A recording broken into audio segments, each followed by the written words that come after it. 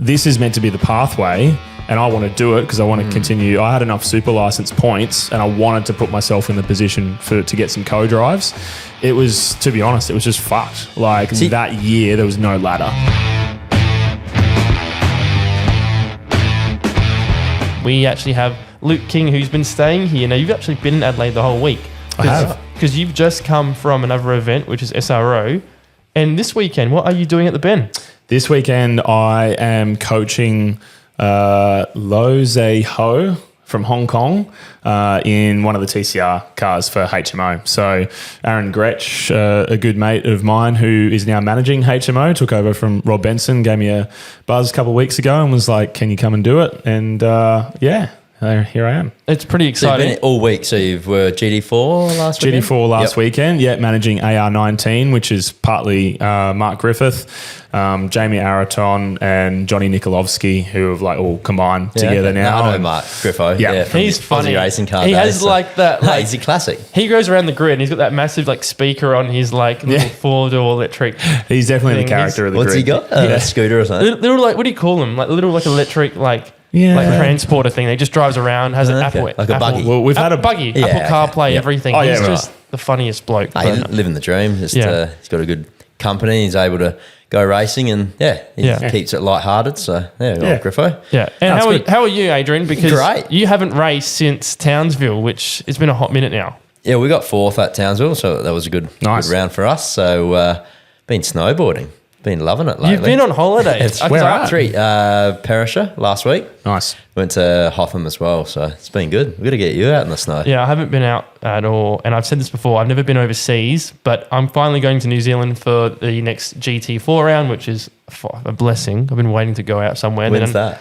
End of October. So we've got Gold Coast and we've got the last GT4 round. So is that part of the Australian Championship? correct. Oh, right. So it's Australasian Championship. That is correct. Are you going to that as well? You plan to? Nah, unfortunately, we're not going to run. We'll probably save that for next year. But He's not allowed to leave the country. I'm locked down.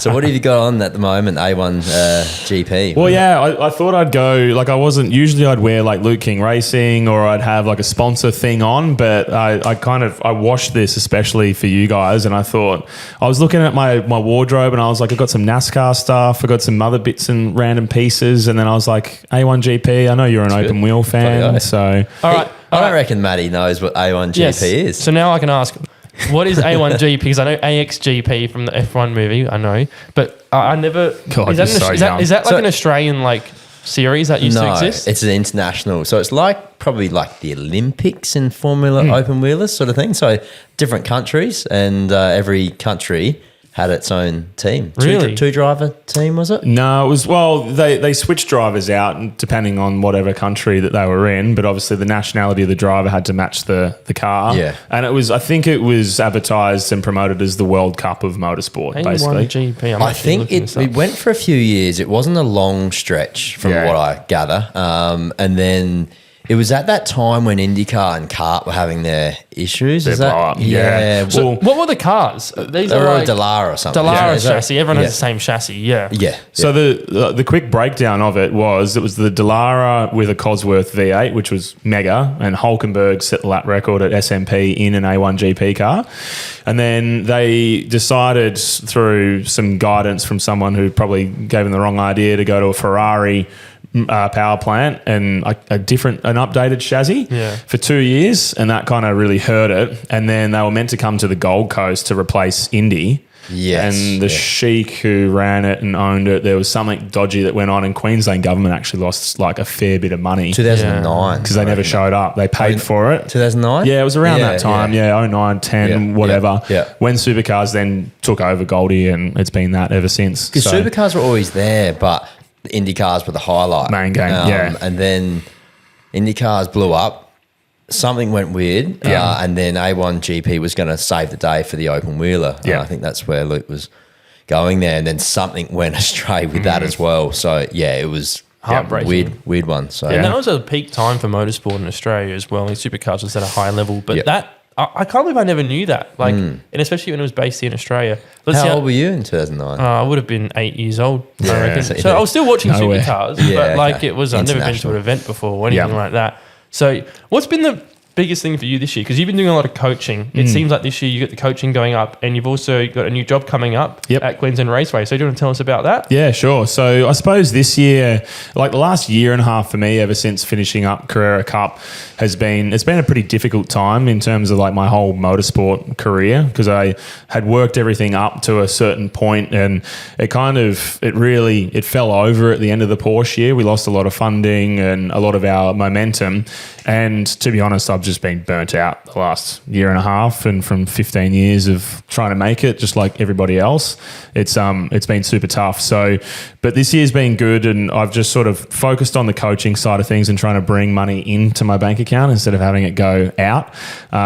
So we've had team management of GT4. I'm in 86 series with Craig, Ashton Kadich, and a couple other guys, the GT Collective guys, and then starting full time with Ollie with Focus up at QR. That's the sim.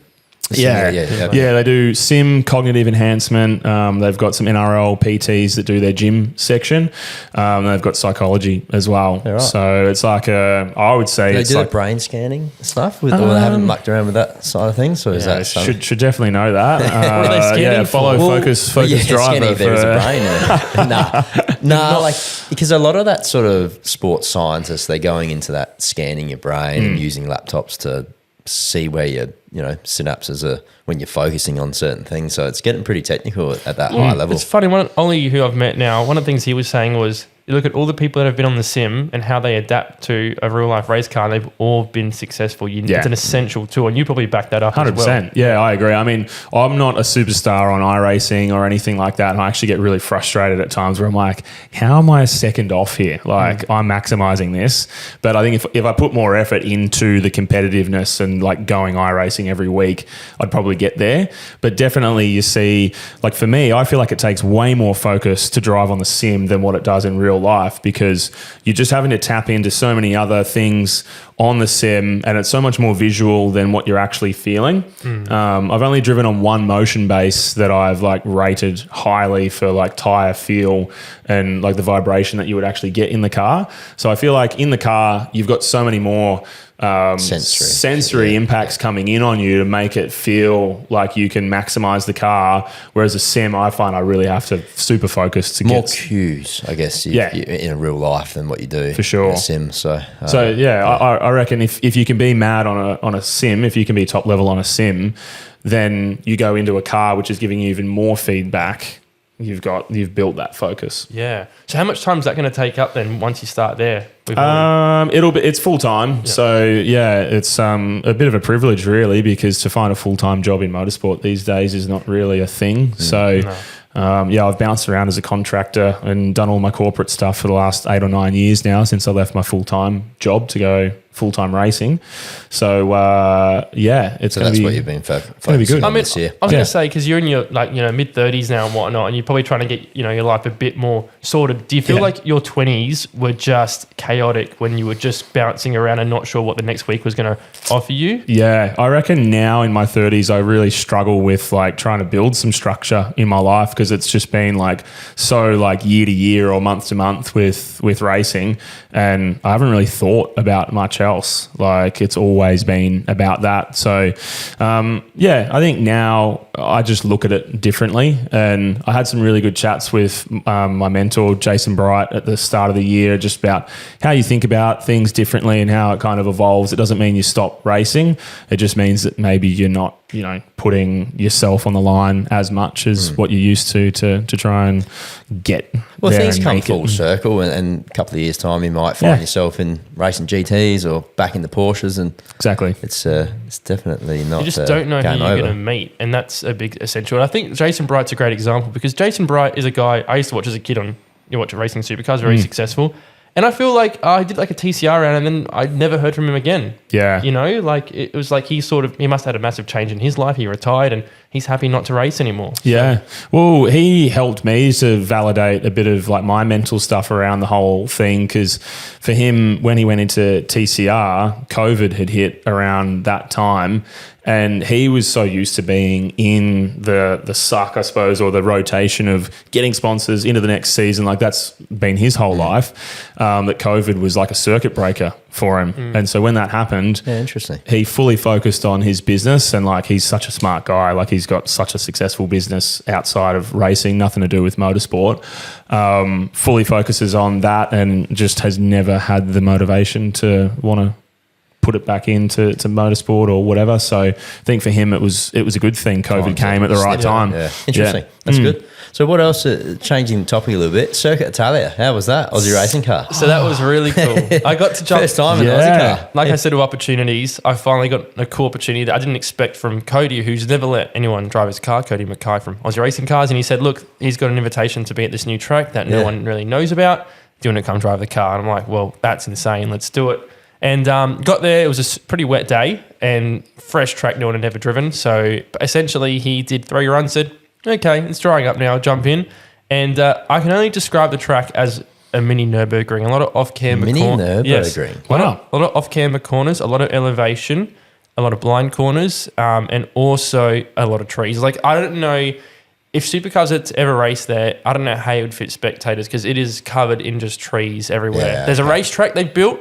There's a paddock area with nothing in it and a bit of runoff. That's it. From the footage I've seen, like that's part of the nostalgic, or not nostalgic, like that's the track. It's trees. Like I don't reckon they should take that away. Leave it. You know? Yeah, they shouldn't. There's not a lot of room for error. So there's a big deal jumping into someone else's car that I've never driven before. Never driven a sequential gearbox. Right. I stored it 7 times trying to come out. It's a weird button clutch. The clutch, I don't know if you've driven an Aussie racing car, but the clutch is like super heavy and it's on or off. It's like a Radical. Yeah. Super similar. Super similar. Motorbike engine, But the second time I jumped in, I was like, oh, okay. I didn't stall it. Like it was straightforward. Yeah. And I also learned, because I've never driven production cars, you really need to fang things around. You can't go shifting a gear at 5,000 RPM. You have to get up to the rev range. When I was away, I said, make sure positive through the gears. You have to, and like you can't mess around with it. Get it in. Exactly. Especially with downshifting. Nice and positive. Ding, ding, ding. Because you're not heel towing. You're essentially like, you got left foot on the brake and then you're blipping the throttle. But sometimes I'd just like, would dab it for a bit too long and the car would jitter and I'll stuff up my braking. But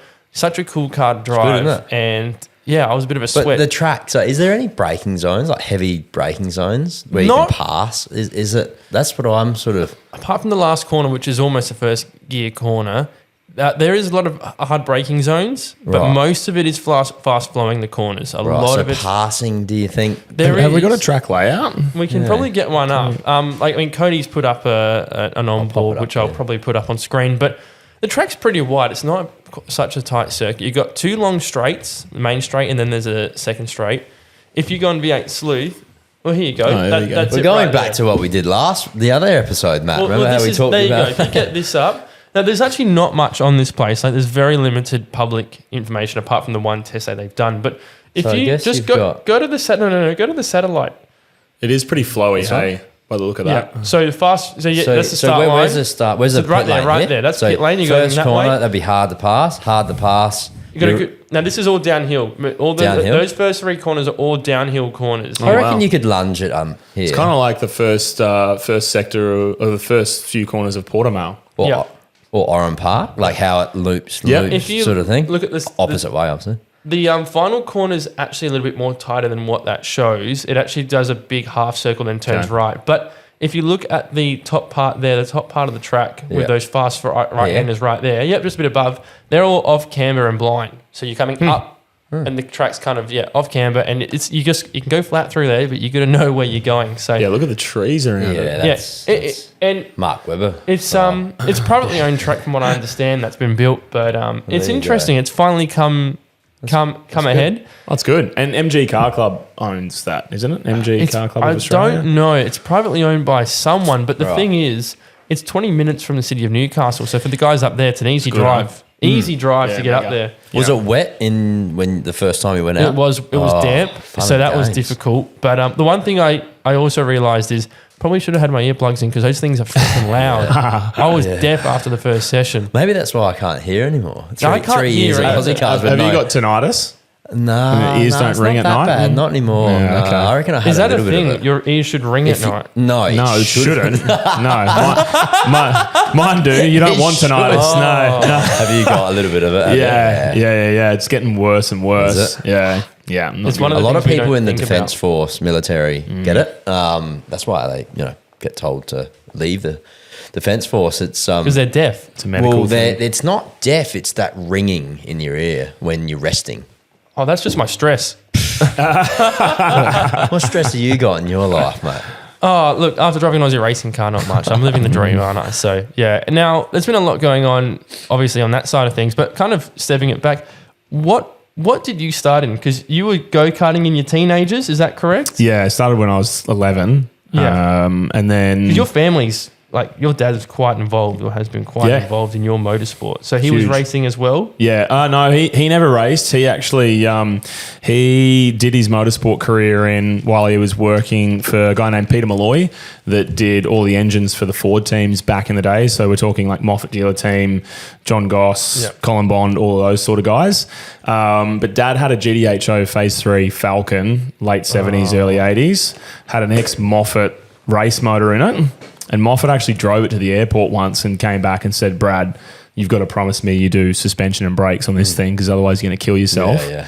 Sure enough, 2 weeks later, throttle stuck, driving up Pacific Highway in Sydney in the rain, going on a bit of a joyride, shunted, like T-boned himself wrapped himself around a telegraph pole and was in hospital for 9 months, epilepsy. Was that before you were born? Before I was born. Wow. So, yeah, he couldn't get a race license after that. So he was engine building forever. So I got some good photos of that car, actually. I was literally going to say if that car was still around, that's a Super 2 season if you sell it now. Yeah. But that is... You're not wrong. That is horrible. Yeah. And, obviously, I guess that stopped your dad from even trying to compete, but he worked for a lot of successful drivers in the past. Wow, that is very exciting. So then I guess essentially you were born, you were always at the racetrack really from that straight into it. Yeah. I think my first Bathurst was 92. Dad was working on the Sierras there. I was just there with Mum hanging out. So, yeah, cool. I don't remember a time where I didn't have a bloody Matchbox car in my hand, eh? Like I've had that question before where people are like, when did it like start for you? And I'm just like, it just didn't start. I just was. Yeah, and it's a very similar story. Dad raced Speedway and I was at a pram at a racetrack literally down the road at the local Speedway. And I was just telling Luke about the abandoned track that we've got. Well, that's Speedway City. It's a lot of heritage there in sort of world Speedway. A lot of the internationals came over and raced there, part of the sprint cars and midgets and things like that. So it's a bit sad that it's gone. But going back to what you're saying, I was at a racetrack in a pram, so it didn't start. It was just there for forever. Sort of thing for 100%. Us. So always doing something with motorsport or out in the shed with Dad when we were kids and mucking around with engines and helping him scrape the mud off the tyres and things like that. So it's very cool memories. And I guess moving on from there, like, so you guys were self-funded for most of your development series. So was Formula Ford essentially the main thing that you started in? Was that? Yeah, it was a little bit backwards. The only thing I could afford to get into was production cars at the start. Yeah. We had a sponsor that was going to pay for us to do utes back in 2008. So I did a test day with High Tech, which was the Jack Ellsgood, Grant Johnson team. Oh, Grant Johnson. The Grove cars. Coopers. Yeah. So I did a bit with them, did some testing. Then Terry Ashwood was going to sponsor us to go into utes. Terry owned the whole Gibson collection up on the Central Coast where I'm from. But then 2008 we had GFC, and so that really hurt us. Bought a EA Falcon saloon car, did production cars for a couple of years, and then went into Formula Ford after that.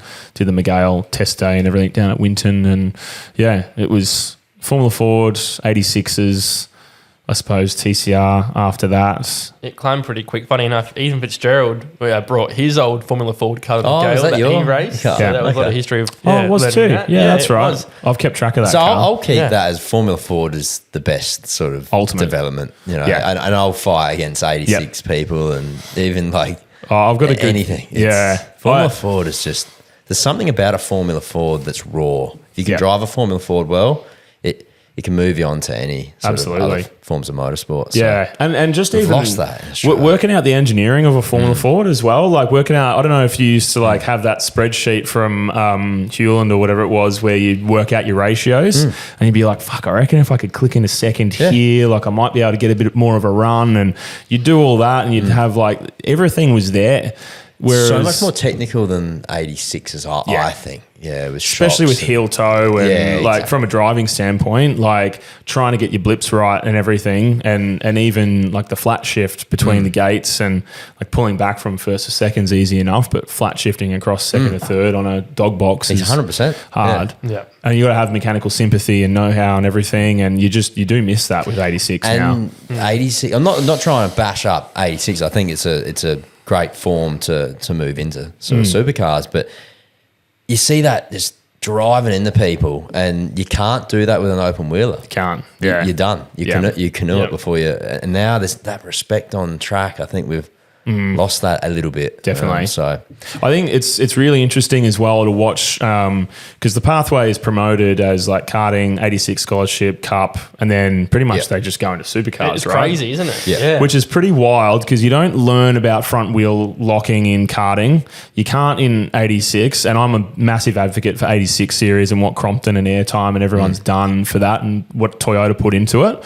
But the car layout themselves with the ABS, you cannot tell me that we're not seeing the struggle of that when you have the first yearers come in for Super 2 and they lock up at a street circuit on a bump, like they fire it in, they've got the right front locked, and then they just plow someone, and it's $100,000 out of someone's budget for the year, and it's like, well, that lesson should have been learnt like 3 years ago in heavy car as well. That's what I've been pushing on the ute side of things, the driving technique on trail braking, heavy car, locking up. It's more raw than what you would get in an 86. So you've got a pedal box, no brake booster. Hey? No, exactly. Yeah. So okay, it's driving. I wish some more people came in and had a drive of these utes and sort of Ruben Goodall. He sat there and said, "No, these things are hard to drive." I was scared. Your thing was Look, they are slow. Yeah. And maybe some of the competition's not quite there yet.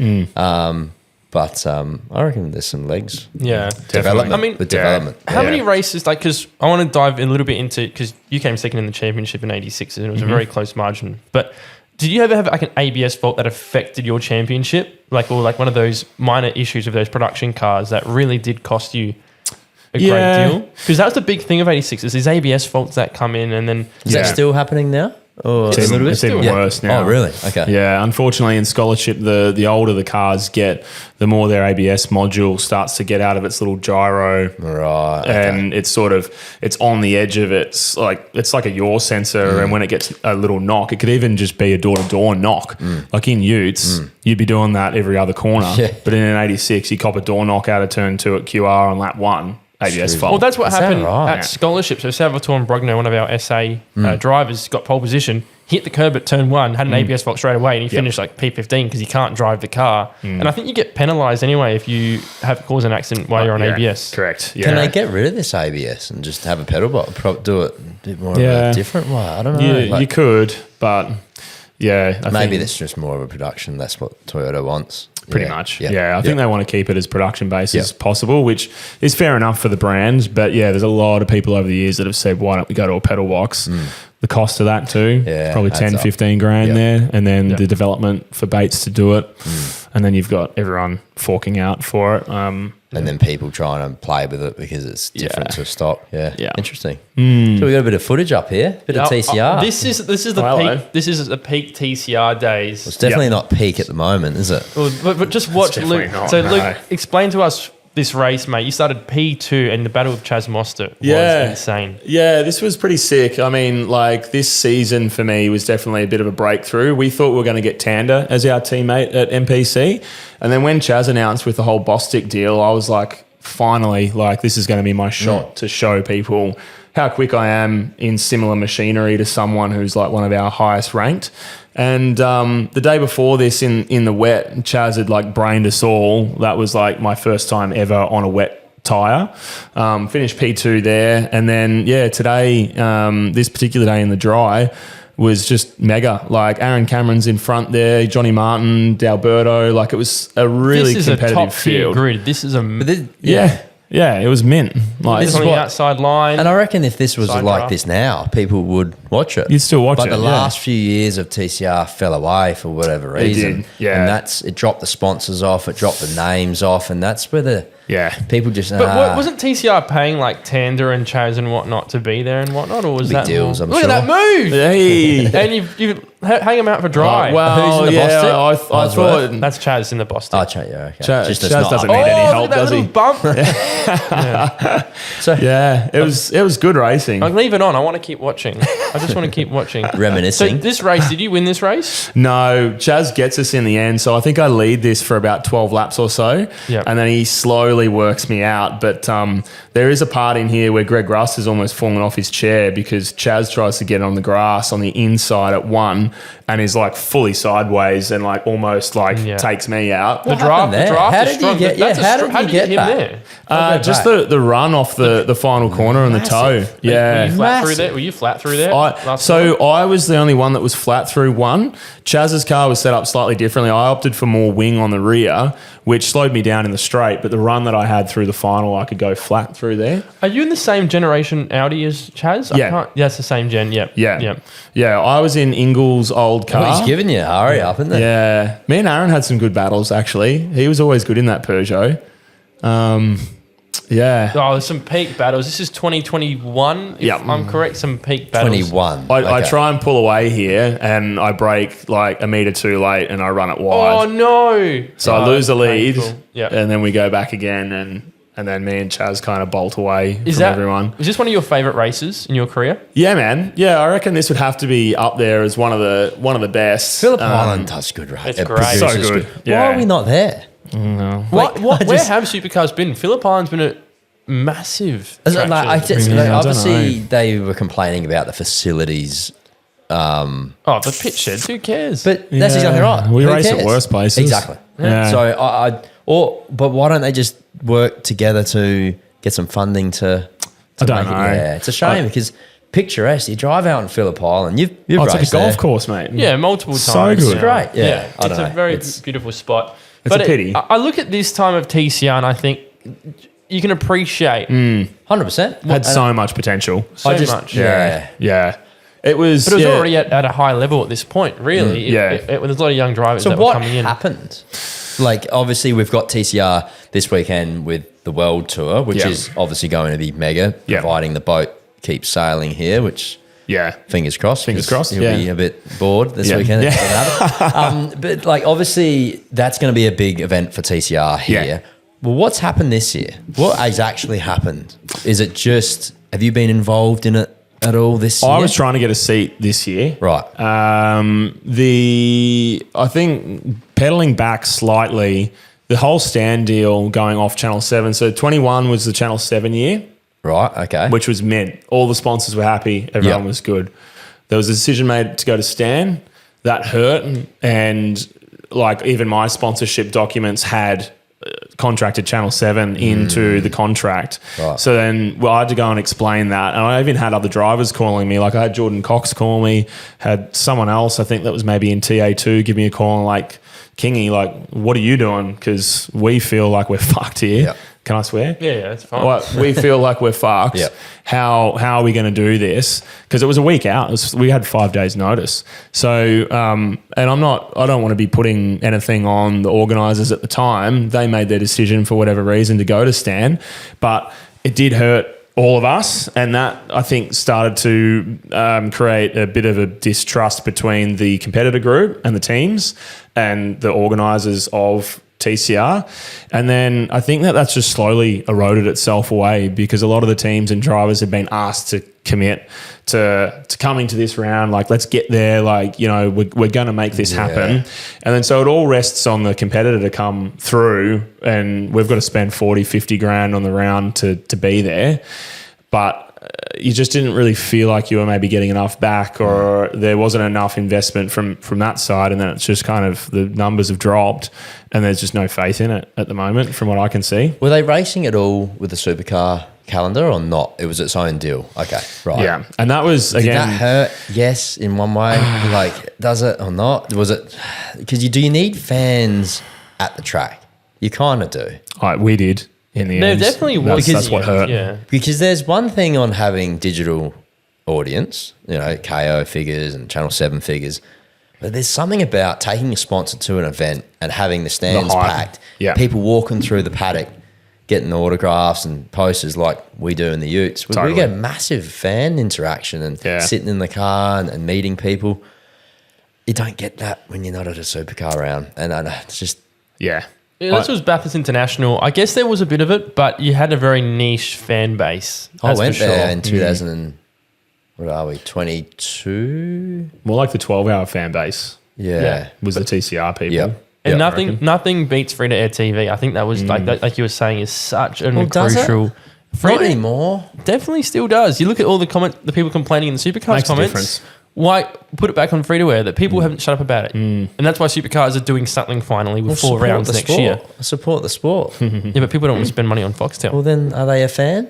I don't know. I'm just Adrian calling them out. Yeah. I Like get that. you're a fan. Put your Entire $5 a month into it and pay your money because that in return supports the. I also category. just feel like you look at the comment section, which is, we hate to Why say. do we look at that? We hate to say it, but everyone who has something against TCR always had something against TCR. Look, I think it just stems from like the Australian culture, and that's unfortunately frustrating. like the Flames, the V8, the sort of Peter Brock, Holden style sort of. Because there was a time racing that when people were saying TSAR would be the next supercars of production, the production spec Yeah, it cars. had that hype and around that it, probably yeah. offended a lot of people too, right? Yeah. So sometimes saying that can get people offside. Maybe not saying that might have helped. a bit Well, more. that was actually the tact from ARG. okay. They were saying we don't want this to be a competition to supercars. It wants to stand on its own 2 feet, sort of thing, and they were never trying to take it over. There was obviously some animosity, however you say that word, from Rogers to Supercar Land, maybe. And maybe that didn't help with them banding. Why didn't they race together? Maybe they should have. Maybe they shouldn't have. That's what this year was meant to be. Right, okay. But we just didn't. TCR, I can't say we. TCR just didn't get the numbers Yep. together. And then there was the New Zealand round. It was kind of a WA. I think Perth, there was WA, Perth. It was like people weren't interested. And New Zealand definitely, just the cost of getting over there. Has the didn't cost interest blown people. out in TCR over the years from sort of, like you're saying 50 grand a round, that's kind of half a Super Tube budget. But then they brought in the Series 2 spec cars as well. And you could, like Lachlan Beneath was selling a car for 75 grand with parts on 105. If you were running it then to yourself, run it's it. viable. Yeah, okay. Yeah. If you're going to pay a team, I mean, the thing to go to like a HMO or an MPC, you're always going to be paying the team costs and the workshop and blah, blah, blah. But to do it yourself, like you've got a whole handbook with TCR that came from all the good manufacturers. And, like even when I was a privateer in 22, originally we had some help with HMO, but then that support kind of dwindled a bit once I started to get my bearings with the car. And then I just started reaching out to guys in the UK and guys in Asia and speaking to like Rob Huff and those sort of dudes who would run the cars, and everyone's happy to kind of like help. So if you're resourceful, I think you can make it work. Cheaper, Yeah. I see the sense of that. And this weekend, obviously, it's been a bit of a blow because there's shipping delays, if I'm correct. So the schedule's been changed, if that's correct? Yeah, from what I saw this morning, 7 a.m. practice, a quali around midday, and then we have race 1 that afternoon and race 2 at 12 on Sunday. Is the boat here? Like, do we know? No idea. Because if the boat's not here, they have to go through customs. The cars are due to arrive Friday night, I'm told. But if the boat's not here, like the government, we had the same issue with the trophy trucks at the jumpy things at the Adelaide 500. Did you run them? No. Oh, okay. No, Yeah, right. Never run those. I don't know. I've got a whole thing on Not that. about it? Nah, I'd love to have a go at that. Well, I'd have a go, but people sort of, I don't know. Froth it too it's, hard on it's more of an Yeah. entertainment side Yeah, of agreed. sort of thing. But they had the same issue here at Adelaide 500. They were Okay. stuck on the wharf and they couldn't get through customs. That was what there was no trophy trucks essentially at the event, really. Well, the first day, similar thing. Yeah. They were wrapping them that day. They only came on the Friday or the Thursday or whatever it was. Just get Robbie Gordon down there. He would have shot the padlock off and just driven the fucker over the bridge. He tried it, but it didn't. So we've got a few guns down there. But, It's an exciting story because we're talking, like, once this gets released, we'll know, but It's going to be a Friday night if the ship arrives, truck arrives. The cars have to get to the track. Are they shipping to Adelaide? Do you know, or you're not sure? I don't know. Because Not if sure. they're I would shipping to assume Adelaide, so. then That's a tight turnaround. You're straight into do you know it. what I mean? on Like, what are Friday we? night. What are we? Wednesday. Yeah. Now it's. You have to remember TCR is the second, like one of the most promoted categories of this round. Like it's the world tour. They really you know? should have had it here earlier. Yeah. And had that buffer.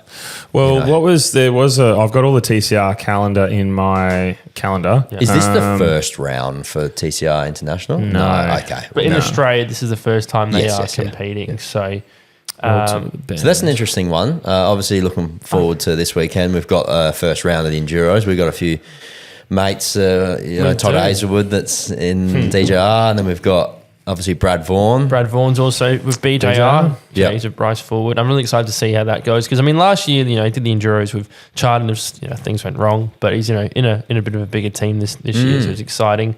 We've also got Nash Morris. He's also got his seat. Yeah, Premier. Premier had that it was like 3 drivers going up against Cody each other. Krasinski, the V8 Super Ute I driver. didn't think I was like it's going to be Nash. Like of course they're going to pick the Super 2 guy. I think it's Like, commercial related as well. It's cool to see that them getting an opportunity. It was Cody and who else was there that was doing the test? There was the TA2. No, it was Nathan Hearn. Yeah. Ernie. It's cool Yeah. to see them jump in the car. He hasn't had a shot yet, has he, Nathan? He's going to struggle, I think. It's going to come at some point. Another Porsche Carrera Do you Cup reckon it drive. will? I think it will eventually. Why? If the luck comes in with one of those smaller teams, Yeah, he's I been guess. working at it for a long time. I think he's good enough in a Trans Am. I don't know. Yeah. Sort of. Do you need to do Super 2 before you even get a shot at Supercar land? Well, what do you think of it? Because I swear the first Porsche person I've seen get a Supercars co-driver is Harry Jones. Is that correct? Or is it? I don't remember any other Porsche drivers getting a co-drive. Maybe years ago. Oh, not- ages ago. Like not Reynolds, recently. Fabian, Alex Davidson would Yeah. be the sort of guys. That's that era. That's like a different era. 10, Different 15 car, year old. very different car too.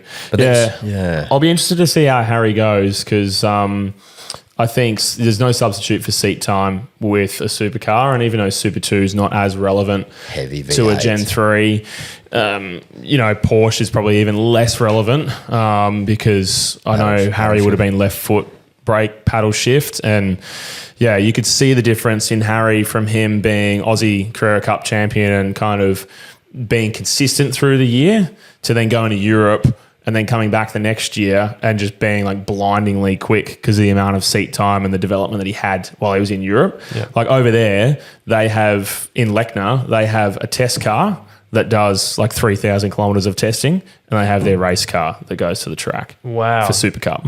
Whole Wow. different car. Yeah, yeah. So they don't put Two miles completely- on. It's like the motocross sort of thing. Yeah, They have and a test bike. And because you need to do that much testing to be that good, to be at that level. And I think Harry was still mid-pack in Super Cup. Like he started to get up there towards the end. But yeah, it's I'm really interested to see how he goes this weekend because I think it's a different beast. So what happens? Has he got enough super license points or something? We touched on this last time. Harry would. Right. You would To have true you won a super- championship twice or Right, three well, times. there you go. Yeah, and if you finish now for Super License, if you finish in the top 3 of Carrera Cup, you're eligible immediately, I believe. That's fair. That's Yeah. a fair point to bring up. So you obviously raced from TCR and then you went into the Carrera Cup. Yeah. It's okay. Yeah. And how did you find that transition from a Well, front wheel not drive just to... that, but you chose that over Super 2 as well. Yeah, I was Okay, going to say interesting. it was an interesting time because I suppose my thing with Dad's background and what I'd watched, like I was a big Mark Larkham, Jason Bright Ford fan, so supercars was always my thing. But for whatever reason, we'd always attracted sponsors that maybe didn't suit the supercar mold. So TCR was good because we had quite a high end sponsor. So Porsche was kind of good for that, but the other reason White collar kind of brands. Yeah. Okay, fair enough. The other reason we went for it was because during that year was the year when Supercars did the Gen 3 switch. Okay. So 23? 22? 22 to 23. Yeah, okay. So you imagine me on the phone at Christmas time trying to get a deal done. Peter Zibris has just bought 8 ZB Commodores. There's none of them on the market. 888's out. There's no major teams doing it. You've still got your Images and those sort of guys in there. BJR was still there. But the guarantee of getting a half-decent car was nowhere. And I was on the phone to even Reynolds at the time, who's been a really good guy, just helping me out in the background every now and then when I've needed something. And I wanted one of the Grove cars, and none of them were available because Todd had them. They had a Ned's car that they wanted to sell and put back together. But it was just one of those scenarios where I was like, there's no, this is meant to be the pathway, and I want to do it because I want to continue. I had enough super license points, and I wanted to put myself in the position to get some co-drives. And it was, to be honest, it was just fucked. That year, there was no ladder. It's good that you brought that up because it's meant to be a development serial. We say it's not anymore, but it needs to be a tool to use to get into the main game. And if there's no real opportunities to have a good ride to showcase your driving, you're just wasting your time. And that's probably why you moved towards the Porsche. Because you didn't want to go in, waste that $500,000 or whatever, and get seen to be not great because you're not in good equipment. And then you get kicked to the curb. Exactly. And that's not fair system. But we're seeing that right now, and it's still happening every day. And I was actually speaking to one of Gagan's sponsors who's heavily involved, and he was saying, as a fan who supports it, he's shocked because he knows that the car that, let's say, he's in isn't up to standard with what Tickford's got or AAA, right? And some of these teams, some of them have the conclusion of, this is what you've got, this is what you're going to have, this is all we can do. So the team is essential. And look at Tickford this year. Well, that's why I like Trans Am. Because everything is the same to most degree. Close enough. To most degree, exactly. You're not having something that's, you're not even in the same realm of reality. And I think that's where we need a series, if we're going to be using junior drivers and developing drivers, it needs to be a system that's like an 86. Yeah. You know that the same engine, same car, that guy is a better driver. Yeah. Unfortunately, we've got in Super 2 now that you've got the leading cars. It doesn't matter how good you are. If you're not in a Tickford, it's game over. Yeah. That's not a good system. Yeah, it's like Formula One. It's a mini version of F1. But it shouldn't be in a development, in a stepping stone category. Formula One or NASCAR or supercars, okay, you can have that. Yeah. Better team, better. But when you're talking a developing driver category, I don't think it should be like that. No, definitely That's my opinion. Formula One should have that development more. That is entertainment. Yeah, but 100%. If you're investing that much money to go racing, to show that you're a good driver, and you can't, that's crap. That's probably your mindset on it. As you then you went to Porsche, and Porsche's fair. Yeah, Porsche's fair. Yeah, except if you don't have enough money to repair the car or do the seat time. So I think the difference that hasn't really been outlined anywhere before is that with Super 2, it's car, team, engineering setup that gets you to the front. In Carrera Cup, it's pure cash to get you to a test day. So essentially, the more testing and the more seat time I could have done in a Cup car to be a Porsche specialist and catch up with the D-Russes and all those sort of guys would have been the way to get me forward. So is there an issue with that system restricting testing to people that haven't done X amount of years, have some sort of ladder system? If you've raced for 2 years, you can only have X amount of test days. Because I see it a lot, like up at the Bend, they're testing Carrera Cups every second day. And it's just like, that's a lot of cash you're burning just to get that half a tenth a lap. Which is what you need in Carrera Cup. Yeah. So I think that's a little bit of a broken system in a way that blowing money in testing's not. So would you limit testing if it was your, that's in junior driver, someone that hasn't driven a Porsche? Yeah. How do you close that up? Because you drive a 10-year-old Porsche and do million miles just to get yourself. I think from our view, because I'm like, our family's blue collar, right? So I look at it and go from your perspective, like, it's not fair because like I can't afford it. So why does everyone else get to have it? But then from like a broader perspective, it's just like, well, like Luke, you're deciding to do Carrera Cup, mate. And if that's what it takes and you got to do 10 test days, well, like tough shit because that's the game. That's the game. Like it is a money game. So like how much do you cater for someone like us versus how much do you cater for someone that can afford it and maybe wants to go to Europe? Because if they want to go to Europe, you're going to do fucking 20 test days a year and have a whole other car and all that sort of stuff, like I was saying. So like... But that might be a broken system worldwide. I think Carrera Cup. Porsche. Yeah. I think for Australia, it would be good to maybe restrict it. And then if you're serious about being a GT Carrera Cup racer, Europe. Fair enough. Straight to Europe you go. Yeah. As you would. Interesting. As you would be It's doing. better over there anyway. Because then it would make it more fair for here. Yeah. Yeah, interesting. Yeah. I think, you really got to start looking at like what you're actually trying to achieve and cater to. And if you're looking at Porsche and you're trying to like help someone like me, you're reducing the budget on something that's already really, really expensive. Like when you tell people what it costs to run a Carrera Cup car or a Super 2, that like a race weekend is someone's average wage for a year. Like, that's fucked. Obviously, you've been working with a lot of major brands yourself. How do you tell a sponsor that that's what it costs? And you must get nervous saying like, can we do this? You know? Yeah, I think over the years, I just sort of got more and more comfortable with just throwing that number on a table like it was nothing. And then you just wait for their reaction, and then that you kind of know where you're going to stand. Because the thing is, I understand the value of money because I had to work for a lot of my shit to build our team up to do what we did before I went and started driving for professional teams and getting those budgets. And so I fell into the trap of trying to like reduce it as much as I could to save the sponsor. In your calibration. Yeah, because I appreciate the support. And so I'm not wanting them to spend any more than they have to. But realistically, like it costs what it costs. And when 888 want 800K and they're saying they're going to give you that car and you can go out and win the championship, 800's 800 plus your damage, and there's no way around it. No. Like it just costs what it costs.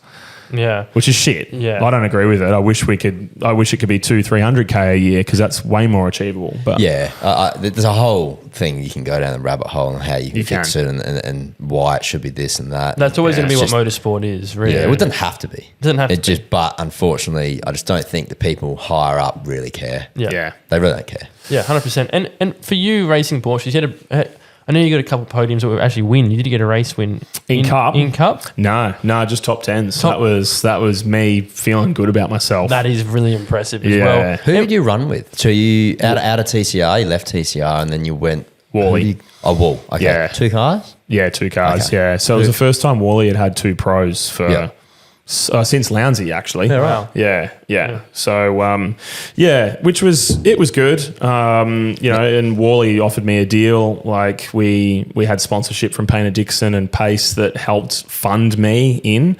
So the team actually brought some sponsorship on, which I was super grateful for. Moutai, who was the big Chinese liquor brand that I'd had for 3 or 4 years at that point, they put in $500,000. Wow. That's good. It was big. And then we had all of our supporting partners, some smaller sponsors, Fast Track Comms and Pertamina Lubricants, and there's quite a few other guys. That kind of filled it up. And I think by the end, by the time I stepped out of the car, we'd raised like $640. It's good. But you do a lot of work with, you're professional with your social media and things like that. And that comes a long way, to support those companies that support you and 100%. Put their money where their mouth is and make you go around, because you just don't know what a big sticker on the car. Someone, he's fully funded. He's not. He's got 50 grand. Yeah, exactly. So I remember that like you'd be walking around the paddock with your major sponsors, partners, always walking around giving pit tours and making them feel comfortable. So there was a lot of hospitality stuff that was involved in that. And Porsche do it well as well, Matt. They do great. Like, the coffee, big part of the reason we went there. The lounge, all that stuff. They must love that. That'd be and all the pit walling's sort of better than some of the supercar teams with it's their mint. TVs built into the pit walling, and it's just. And you get to do Grand Prix. Yeah. Like the events you get for Carrera Cup are mega. Like compared to, that was another thing with Super 2, right? Super 2, I think, was 5 rounds that year, and Cup was 8. But we got Grand Prix, Gold Coast, Adelaide, Bathurst, like all the good shit. Yeah. And Super 2 was like Sydney, WA, like Tasmania. just hard to average sell. stuff. Yeah. And then, no offense to any of the guys doing Super 2, but I don't want my sponsor out the back having a sausage sizzle truck. No. When there's a Porsche lounge down the road and we're trying to sell $500 bottles of liquor. Like it's just, you got to try and fit. Yep. That's the customer base. That makes sense. Well, it's also his sponsor base as well. And that's what we touched on before is put them in front of other business opportunities. And I'm sure, it eventuated into this now partnering up with the category. Is that correct? Right. Yeah. So unfortunately, we couldn't roll over a big enough budget for me to justify doing Cup a second year. I really wanted to because I needed that second year. And like the last round I did at the Bend, I was sandwiched in between Tander and who was doing Cup for a round with Groves as a precursor to his enduro run, and Fabian. So I was like sitting P8, Tander's 7th, Fabian's 9th. You're racing supercars for 20 years. So that's my battle, you know what I mean? Like that's where we sat. And in front of them was kind of like the kids that have done 1,000,000 miles at Mapparay and who are obviously super talented and quick, your Jackson Walls and your Harry Jones and those guys. They're gone. But I was pretty proud of the fact that I could just run in there. You know, like Pither was doing his first year of a Porsche as well. And I sort of was, you know, him and I were trading, you know, positions like throughout the year, and I was quick in certain spots, and like it was good. I think as a whole, I'm just really proud that I was able to piece together like a whole season from the commercial side. That's awesome, man. The ambassador side, your Porsche on track. Like we would have been one of the only drivers on that grid fully sponsored to actually race. There's not a lot of people that have been able to do that from not a lot of money, family money. Like someone that's put in a package together. And did you think you'd ever be able to do that when you were young racing? No.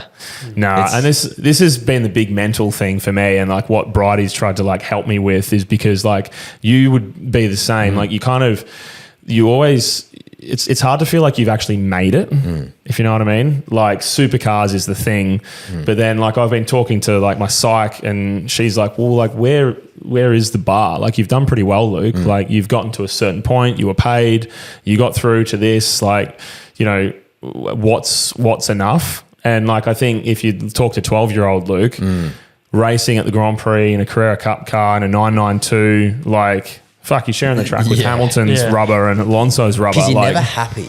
You always want There's always supercar. another and then thing. the supercar boys, I want to race NASCAR. Yeah. NASCAR, I want to do F2 or F1. Yeah. You know, I mean, it's never ending. Well, Hamilton needs to win an 8th to be better than Schumacher. Come on. Like, fuck, is he actually happy? And you look at him at the moment. He's depressed. Yeah. I really, we'll touch on Formula 1 after, but you have to be careful always wanting more. And I've found a happy spot in the Utes now. We've got some good corporate backing and we're having fun with it. We had a sponsored day and we got them out in the V8 rides and they loved it. And it's good, man. We're able to go racing without spending too much money out of my pocket, and you end up racing Everyone better. enjoys themselves. We end up racing better when you know that you've got some funding to you 100%. put it in the wall or you have some damage. You've got that little bit of money there to fix it. So that was the crazy thing with Cup was like even first round at Grand Prix, I think I had like 85 grand of damage budget and I'd already paid for the insurance. So I'd already paid everything for that. To touch on this insurance side of things, Yeah, how does it work with Porsche? Like, is it Porsche themselves? No. Right. This was a company overseas called MIG, Motorsport Insurance Group. So they did a bunch of stuff with us in TCR. Like I always insured the TCR cars. What's that worth? Like, if you mind me asking, is that public information sort of rough figures? You can inquire with them and find out. It's gone up a lot over the years because people took the piss back in 2018, 19, I think, with GTs. But yeah, the Cup year, I think my policy was about 50 grand. So like for the year? For the year. Yep. So your excess there was about 30. But then if it was a reshell, it went up to 40. And then that only covered you for 250K of the car. Right. And a Cup car landed's worth 450. Half a million. Yeah. But you might be able to take stuff. You should be able to. You should be able to cover it. Yeah. But yeah, I know I've seen some cars where it's a reshell and they do get reshelled pretty easy. Like it doesn't take much for Porsche to look at it and go, yep, you need a whole new shell. Sam Shahin's car had to be reshelled because it was a minor chassis crack. Yeah, because once they got a monocoque. Yeah, they're all glued and alloy together. They're like an airplane. Okay. So like if you bend it, it cracks the glue and it cracks the seam, then you're done. Very minor. That's very minor. Because I was saying it hasn't happened before. I'm like, oh, jeez. So bounce around a bit. So Top Gear, you did a little bit of work with them. Yeah. Top Gear Australia. Well, actually, it was with the BBC. Yep. So the way it worked was Paramount wanted to do Top Gear, and then so they contracted. You have to apply to BBC. They give you the Top Gear handbook, basically, which Jeremy Clarkson wrote. And there's certain things you've got to do in each of your episodes for a season to make it a Top Gear branded thing. So you were the Stig. It's just literally a Stig. Yeah. I can put that on. Yeah. So you did some filming, or you were at that stage of working with them? I actually, it came through my role with Mighty Car Mods, where I do all a bunch of their performance driving behind the scenes. Special in the mouth, mate. Yeah, I know. So Mighty Car Mods, that's how the link up was. Correct. Okay. Yep. Yeah, because Blair from Mighty Car Mods auditioned for it. He was one of the 3 hosts for Top Gear, and one of the researchers from BBC was like, who would you recommend from Australia? Who would you want to come and drive with you? And he was like, Luke King. Yep. So I get this email from the BBC, and I was like, this is a fucking scam for sure. Yeah. There's no way that this is real. But there was an Aussie mobile number there, and I was like, it can't hurt for me to call it. And sure enough, it was legit. And so, they offered me and Luffy initially a contract to come and do it.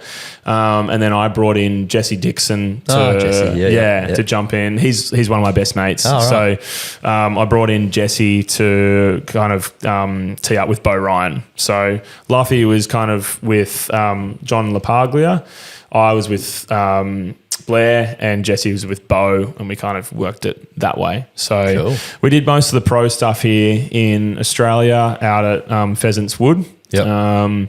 Got to go and do bush caravanning. We got to flip a caravan in a national park and do a whole heap of random stuff. Essentially, you stunt driver / professional racing driver in those cars. Yeah. What are some of the coolest cars that you drove? Or the wildest cars? Probably the best one that I drove would have been the GT3 RS, the 992. They brought that out just before Grand Prix, and it's got the diff setting on the wheel. You can set your diff preloads. It's got dampers. It's got DRS. It's got ride height control. It's got the aero at the front, the little flaps that pop down in the front wheel arches. So that was pretty sick. But probably my favorite was I'm a wagon guy. I love my wagons, and so they had an RS6. Yeah. And the RS6 around the track, so there was a bit of a circumstance that happened one day where I don't really know if this is a scoop or whatever, but I kind of did get to be the Stig a little bit for a day. I'm definitely not the official Stig, but there was a bit of a filming mishap, which we can go into. And they needed to run the cars around the track for the day because we couldn't film that car. So they were like, Stig's not here. We need you to run the cars. We need to get the B-roll for them all. So I got to drive everything on the day. Did you put the helmet on?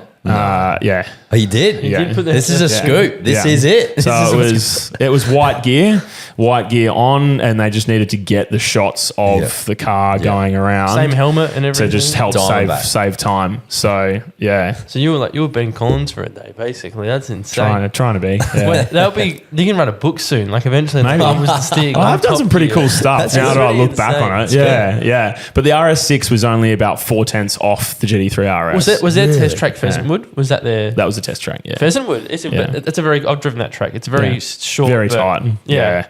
Last corner's fully banked. And is that Melbourne? No, you know Goulburn?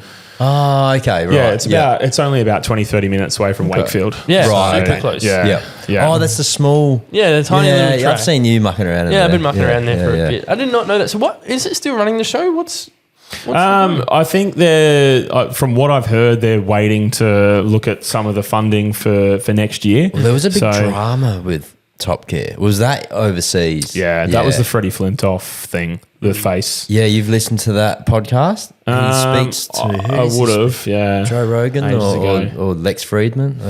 One of the ones. He goes into depth on how there was a lot of not great things that happened there. So I'll send you that. I want to podcast. see that after. Crazy. And now that's really cool. And you've also raced an LMP3 car. Funny you say this because I've got a friend here in Adelaide that I'm just purchasing one to do private days, a Ligier LMP3 sign me car. up. Yeah. So very cool. That's the car that you were driving, I'm pretty sure. And how did that all come about? Because that was in China. Yeah. So do you guys know James Winslow? at all? I was a teammate for Formula 3. No shit. There you go. Here in Australia. Artec, yeah. So me and him were teammates. There you go. Yeah. Yeah. Yeah. So, you like James? I love him. Yeah. He's great. Yeah. Very technical minded, James. Yeah. I was just teammate in F2 when I was Well done, Mr. Dusty. Nah, James is a great guy. I spent a lot of time, hotel rooms and speaking all kinds of crazy stuff. So he's you work with him with LMP? Yeah, well, so I worked under him as a radical instructor at SMP. So he was the head radical coach, and then I was in there as like a junior guy when I was racing Formula Ford, coaching the punters that were coming through. And it was really crazy timing, actually, how all this happened. So when James was the one that rang me, he had the contact for the drive for the weekend. And I think I just got back from the UK because I did like a couple of days with Rob Wilson. You know, No, I don't know. the guy that SVG goes to see over in the UK, and Tommy Randall. And Heard of this guy? Yeah, half Kiwi, is he UK? half British. Right. He does driver development. Yeah, Right, okay. yeah. Which is that's another cool thing. But Right. I got back from Rob, did Townsville, and James called me on the Monday. I was sitting at Gosford Station where I used to live on the Central Coast, and he was like, "Oh, can you get to China on Wednesday?" And I was like, "Fuck, why?" And he's like, "Oh, I reckon I've got you a seat in an LMP3. I watched you run on the weekend in the 86. Come and do it." Yeah. And I was like, sweet. So it was just flights and a comm. So I took Dad and my partner Liz at the time. So they both went with me, and it was the reason they wanted Western people was because these guys who owned the championship also owned the rights to Marvel Comics in China. So every car was a different superhero. Yeah. What was you? What was your car? Can you remember? I had Iron Man. Iron I Man. went through a few of them because the first test session I was sitting in Iron Man, rolled around, and my ass started to burn. I was like, fuck me. I don't know if the pipes run underneath this floor pan or whether we're just running low, because I hadn't felt any scrapes or anything like that. And there was a red flag. So I've rolled into the lane, and there's not much airflow through those things. And when I finally pulled up and sort of like got down to the 40K mark, all I could smell was fuel. And I was like, fuck, that's why my ass is burning. Pulled into the pit, and I was sitting in like an inch of fuel, and we had like a full proper fuel tank leak. And I don't know what Chinese rocket fuel we were running in the cars that weekend, but I sat my ass in the basin at the track toilet for a good half an hour. Wow. With like a chemical burn on my ass. Because was it a wet burn? Like, because I've been burnt with methanol before. Yeah, it was like but, that. But I wasn't not burnt. I wasn't on fire. No. It was. Me neither. Yeah, it was like a chemical burn. Yeah. I yeah. had a fuel line in the sprint car when I raced the Dude. 410 stuff, and I felt a real wet feeling. It was the first year, and I was like, what? Yeah. This isn't right. And Yeah. then, anyway, there's a lap to go. I was like, I know what's going on here. I should have pulled off, but I didn't. Scary, hey? But yeah, it's not a nice feeling. It's one spark and you're done. up. Yeah. So Yeah. So like there was about an inch of fuel that I was sitting in, and it's like getting acid on you. Yeah. That's what Adrian was trying to explain before with the With the methanol. It's like methanol. a chemical burn, not like an on fire burn. Yeah. And you were saying like sprint cars, obviously you run methanol. Well, you you've don't got all know the fuel lines around your legs and things like that. So it's you have an issue and you're going to know about it pretty quickly. And with methanol, it's a cold feeling, really cold feeling. Yeah. But it burns at the same It's time. starting, yeah. it's starting And you to can't see the prickle flame. after a while. And you can't see the flame. That's Yeah. the most dangerous thing about methanol. And sprint cars still use methanol as a fuel source? Jeez, I would be It's a cooler burning fuel, so then you can run leaner. More power, essentially. Yeah. That is quite interesting. Wow. So we'll move around a little bit to motorsport around the world. What's your thoughts, boys, on the Red Bull demise, on sort of where they've gone wrong? So I've got a theory on it, but what do you think? Like, obviously, I'd love to hear you. Max isn't dominating now. We've seen the McLaren. Yeah. You've seen this second driver thing going on with Red Bull, and it's not looking good. Yeah. Why do you think that's happened? I just think it's you trace it back to the Nui thing. Obviously, like the catalyst seemed to be this whole debacle with Horner, and then if you've horn got dog. the horn dog, he didn't want to be involved in any of that. You could see that with Nui, but I don't know. I've got a bit of a harebrained theory with the second car thing that Marco and a few others in the Max camp have purposely been making that car a shit box to bump up Max's stocks. And then Red Bull are in a position where it's like we have to have Max to be successful.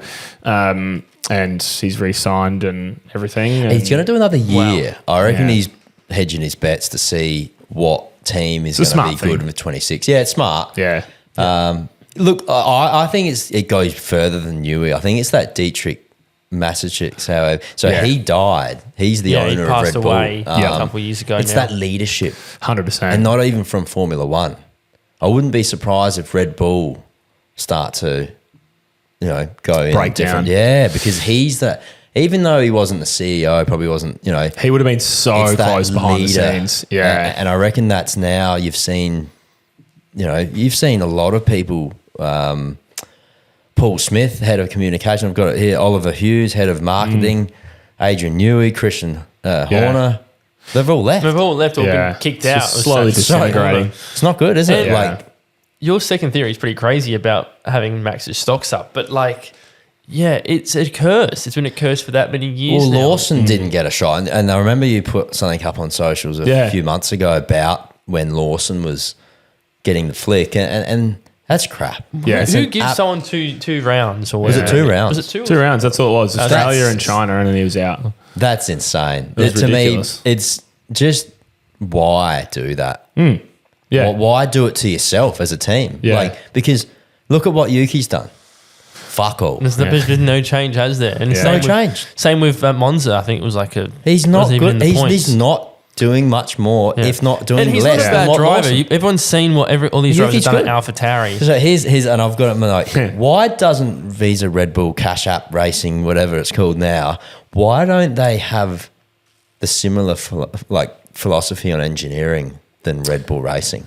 Or why does Red Bull not adopt that? It's because it's part of the regulations. They can't, for a start. Because I remember that someone tried that a couple of years ago with Aston Martin and Mercedes, and they got done for it, didn't they? Yeah, you can't. It's like you can only share a certain amount of info, and they're in RB are in Faenza, which was the old Minardi battery back in the day. Yeah. And Paul Stoddart actually, I think it is still in the contract there with Red Bull that they had to keep that workforce and they had to keep that factory so it would never leave. So you've got an Italian workforce versus a very polished British workforce near Silverstone for Red Bull. So it's a different team. It's a completely different team. Yeah, obviously they share power plant and along with that is the gearbox and the suspension that comes with the box and everything. Yeah. But they share, do they dictate to them?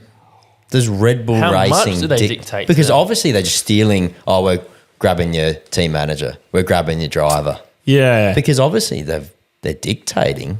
There's or obviously maybe it's talk. Or maybe it's Red Bull going, the company, Parent Red Bull, company. saying, no, For sure. this is what's happening. But It would have to be because otherwise they'd be getting done. it's interesting how that second car, you'd rather be in a Visa. Yeah, you would be. Racing Bull. It's going to ruin Yuki's career. Well, That's no, what it's I gonna don't do. think it is now because people now know Yeah. this second seat, Red a Bull curse. seat's a joke. So Yeah. it did to Perez because I wrote Perez off. Yeah. Now I think Perez is probably not too bad. Yeah, exactly. And, seriously. Battler. And that's only come of what's happened with Lawson and Yuki this year. Yeah. It's Yeah, now I've very gone, true. maybe Perez isn't as bad as what he looked at the end of that year. I was actually thinking, this is another left field thing, but would you put Max in an RB? I thought about that last week. I said, they're a better car, but maybe it doesn't suit his driving style. Or maybe it doesn't have the outright. But if you look at what Hadjar did at the Dutch Grand Prix, Max could extract more. could Max pull out another 3/10? Exactly. Fuck. Because if he could, he's on pole. Well, he was on pole. Not a Dutch. Dutch Sorry, Grand Monza. Prix. Sorry. Yeah. Monza's a different story. Yeah. So that's interesting. I don't know if the window's bigger or whether it's just the pressure Yeah. is not there. Yeah. Don't know. There's It has to be the window, the drivability of the car. Yeah. And I reckon this comes back to the stuff that we're talking about with supercars and Super 2 and all that sort of thing, where like you need it to be in a certain window for certain drivers. And Max is obviously phenomenal, but he grew up slightly through a different era where Yuki's come into that big, heavy, fat car and only ever driven an RB. Perez probably did a little bit better because he's always been used to dragging a mid-pack car up the field and not having things that are optimized and that.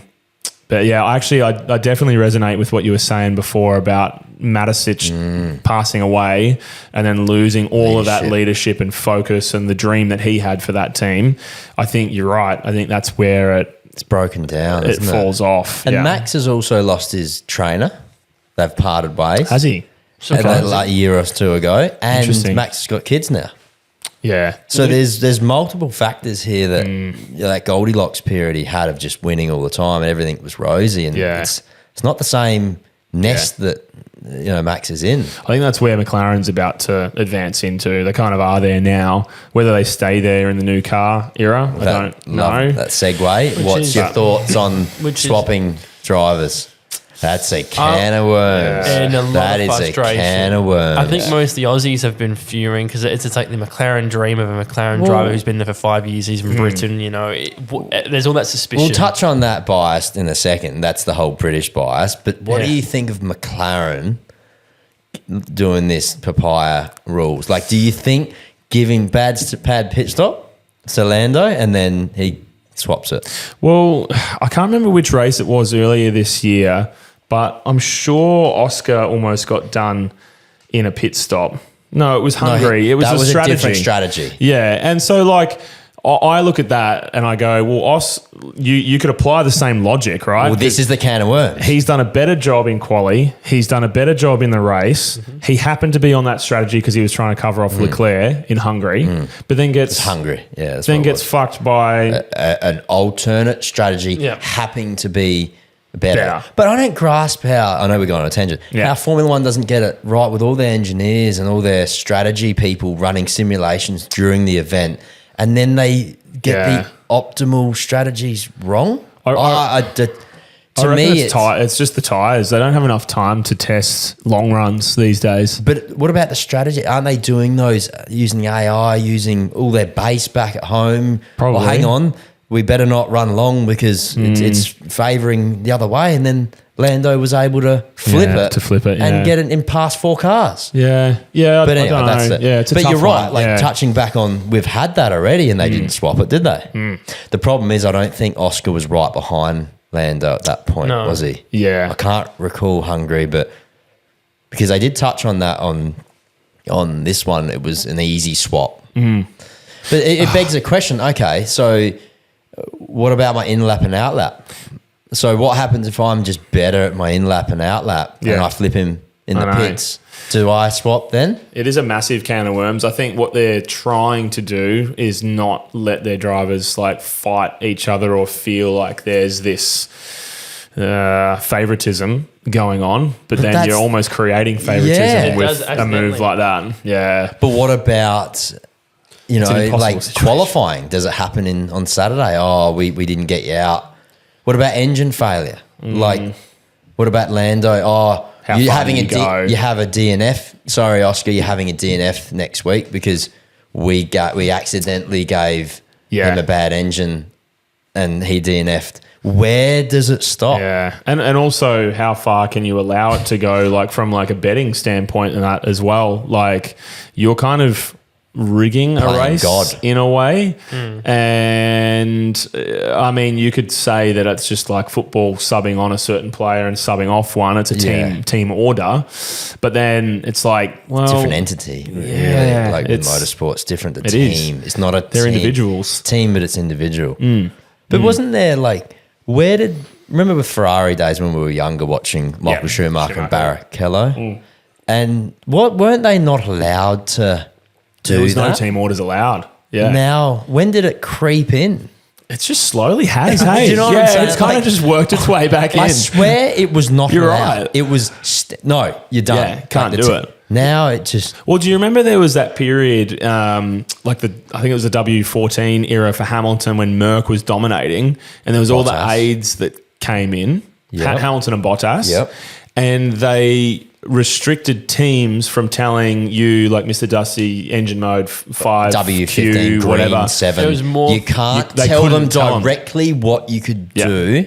They had to pre-plan. Yeah. No their strat- secret code, secret messaging is Yeah, really, to get but- them to do yeah. things. Yeah, but you couldn't directly tell them green 7. Yeah. Which is stupid. But now you can. Yeah, now you can. It's all crept back in. I just can't remember the timeline of when things changed. So that's an interesting point because I don't like it. I I don't know love it as an either. Aussie, saying that, yeah. but I don't think it would be. I'd like it even if it was the other way around. To be honest, Yeah, I agree. I think it's almost just better to be left alone. Pit stops. The person doing the pit stop, are they the same crew? Optimised crew. Accidentally fucked that up. you know.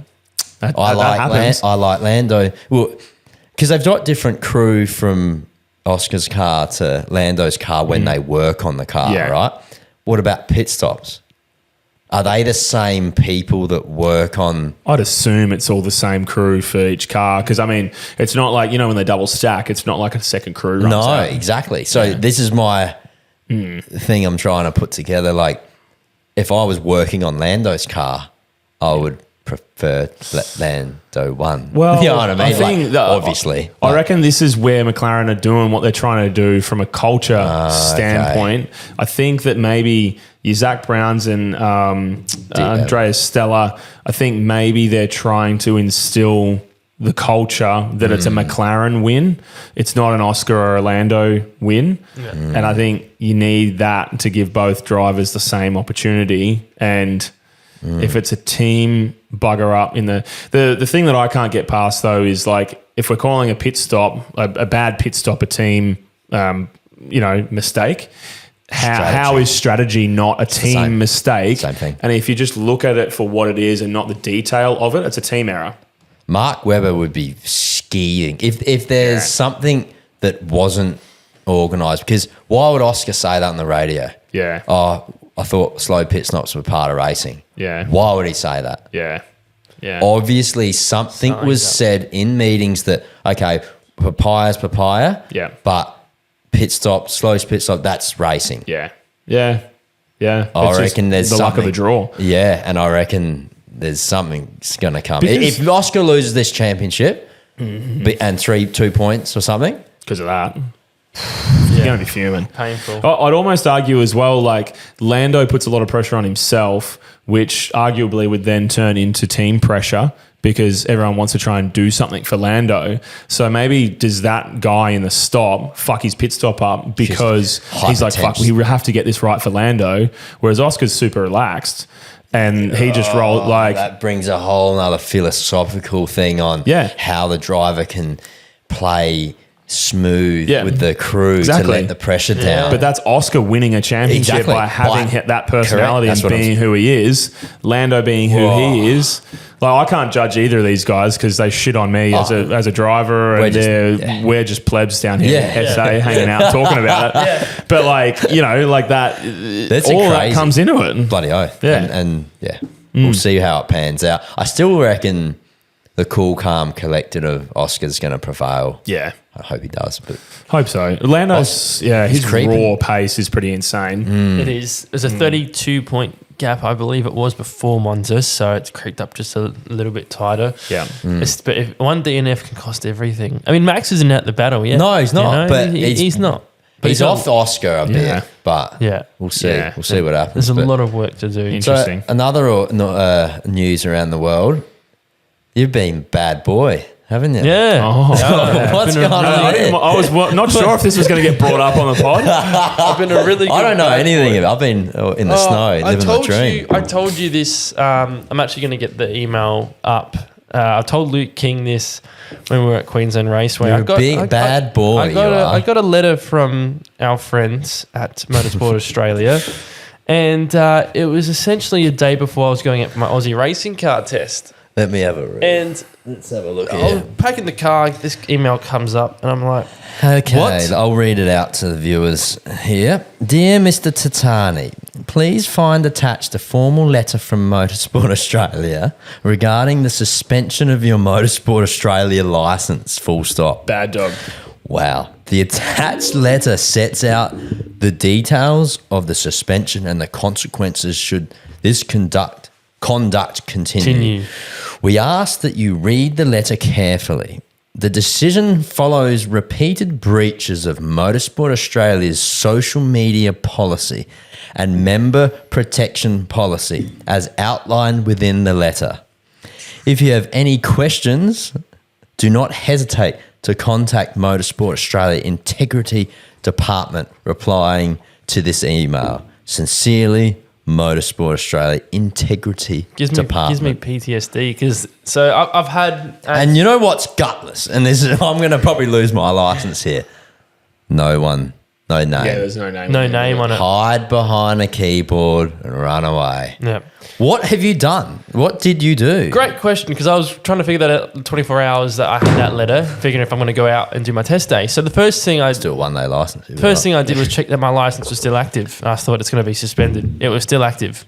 It was still active the whole time. you I'm would- So electronically, you still have your electronically, I license. still had a license, so I didn't say anything. I'm going to do the test day. I'm not saying shit to anyone. So you drove unlicensed. Well, my license was active on the app. Okay, that's fair, that's So fair. this is. You read that I'm saying after. this now. You read 'cause that after, We've yeah. moved past this, and Yeah. what happened was I actually got Philippa to read it and say, "I need help writing out a letter." Because we read this letter internally, didn't have. So I've been done before, obviously, for a previous video I did, which I took down. Spoke to the Which you shouldn't have needed to. Shouldn't have had to. But I took it down, spoke to the integrity team. We're all good, Matt. Thank you for letting us know you've done that. We're now sending you a letter saying that this matter's been moved forward and it's ceased. This letter came out of nowhere. Was this a fire extinguisher with Paul Morris? So no, this was before that. I'm trying to figure out what I've done wrong because I really cannot think of any video that could be offensive, nor should there be. Not even close. After what happened the first time, I know my boundaries and limits, right? So I sent the letter to Philip and a couple of people. I said, I need help writing something out because this letter, this second one, I've had one before, there's no evidence of what I've done wrong. And not just that, it was dated 1 month prior to when it was actually sent on the email. So the date was wrong or had been sent a month late. This one. Yes. It said the 16th of July was sent on the 16th of August. The letter that was attached that was just to the attached email. to it. Right, okay. So, and there's no evidence of what I'd done. So Philippa basically said, this is ridiculous. Yeah. They'd lose in a court battle with this. I'm like, Yeah, because I don't know what I've done wrong. Yeah. And there's no, and it says at the bottom of the letter, it's like, if you need help with your mental health, please make sure you see the right people. Regarding to, because how it would affect you. I'm like, no shit, it's going to affect me. Thanks for letting me know in the bottom. That's my whole, racing sorted. Anyway, I contacted Integrity, had this letter really well written out, thanks to the help of the people around me. And I get a call an hour later. This is the day after the test day. A call an hour later from the head of Integrity saying, I'm so sorry. I don't know how this letter got sent to you, nor do we understand why it's been sent to you. This is obviously a mistake. So who sent the letter from Integrity? So someone whether it was internally whether it was automated from the previous thing or whether someone's in there, it's not liking you. I mean, that's a fuck up. It's bad. I'm saying this because I don't want it to happen to anybody else. And I think I sorted out my beef with Motorsport Australia with what I did. And to have that come out of nowhere, that's a really strange accident to send me a letter and then you're telling me, oh, it wasn't meant for you. Or you were never meant to be suspended. On mental support and get funding and then you can do Super 2 next year. I'm good. You're depressed and there's a silver lining and everything. Use it for your good, man. They're giving you a little golden ticket here. Yeah, thank them. Thank Motorsport Australia. I will say this, the person that I spoke to, I don't want to name any names, but he was really good. He was like really apologetic and he explained to me that the person that had been continuing to report me has been on their blacklist. So they're ignoring him. They've been getting multiple reports and they're just like, no, this kid's okay. So I want to thank that gentleman from Integrity for the calling me and making the effort. But it should have never been sent out. That should have never happened. And they need to realise these people online having a cry about something that's not intended for any hurt. they need to have a hard look at themselves. Like, and don't listen to these people. Yeah. Very shocking. Don't listen to them. Yeah. You know, I mean, It's the minority that's trying to make noise.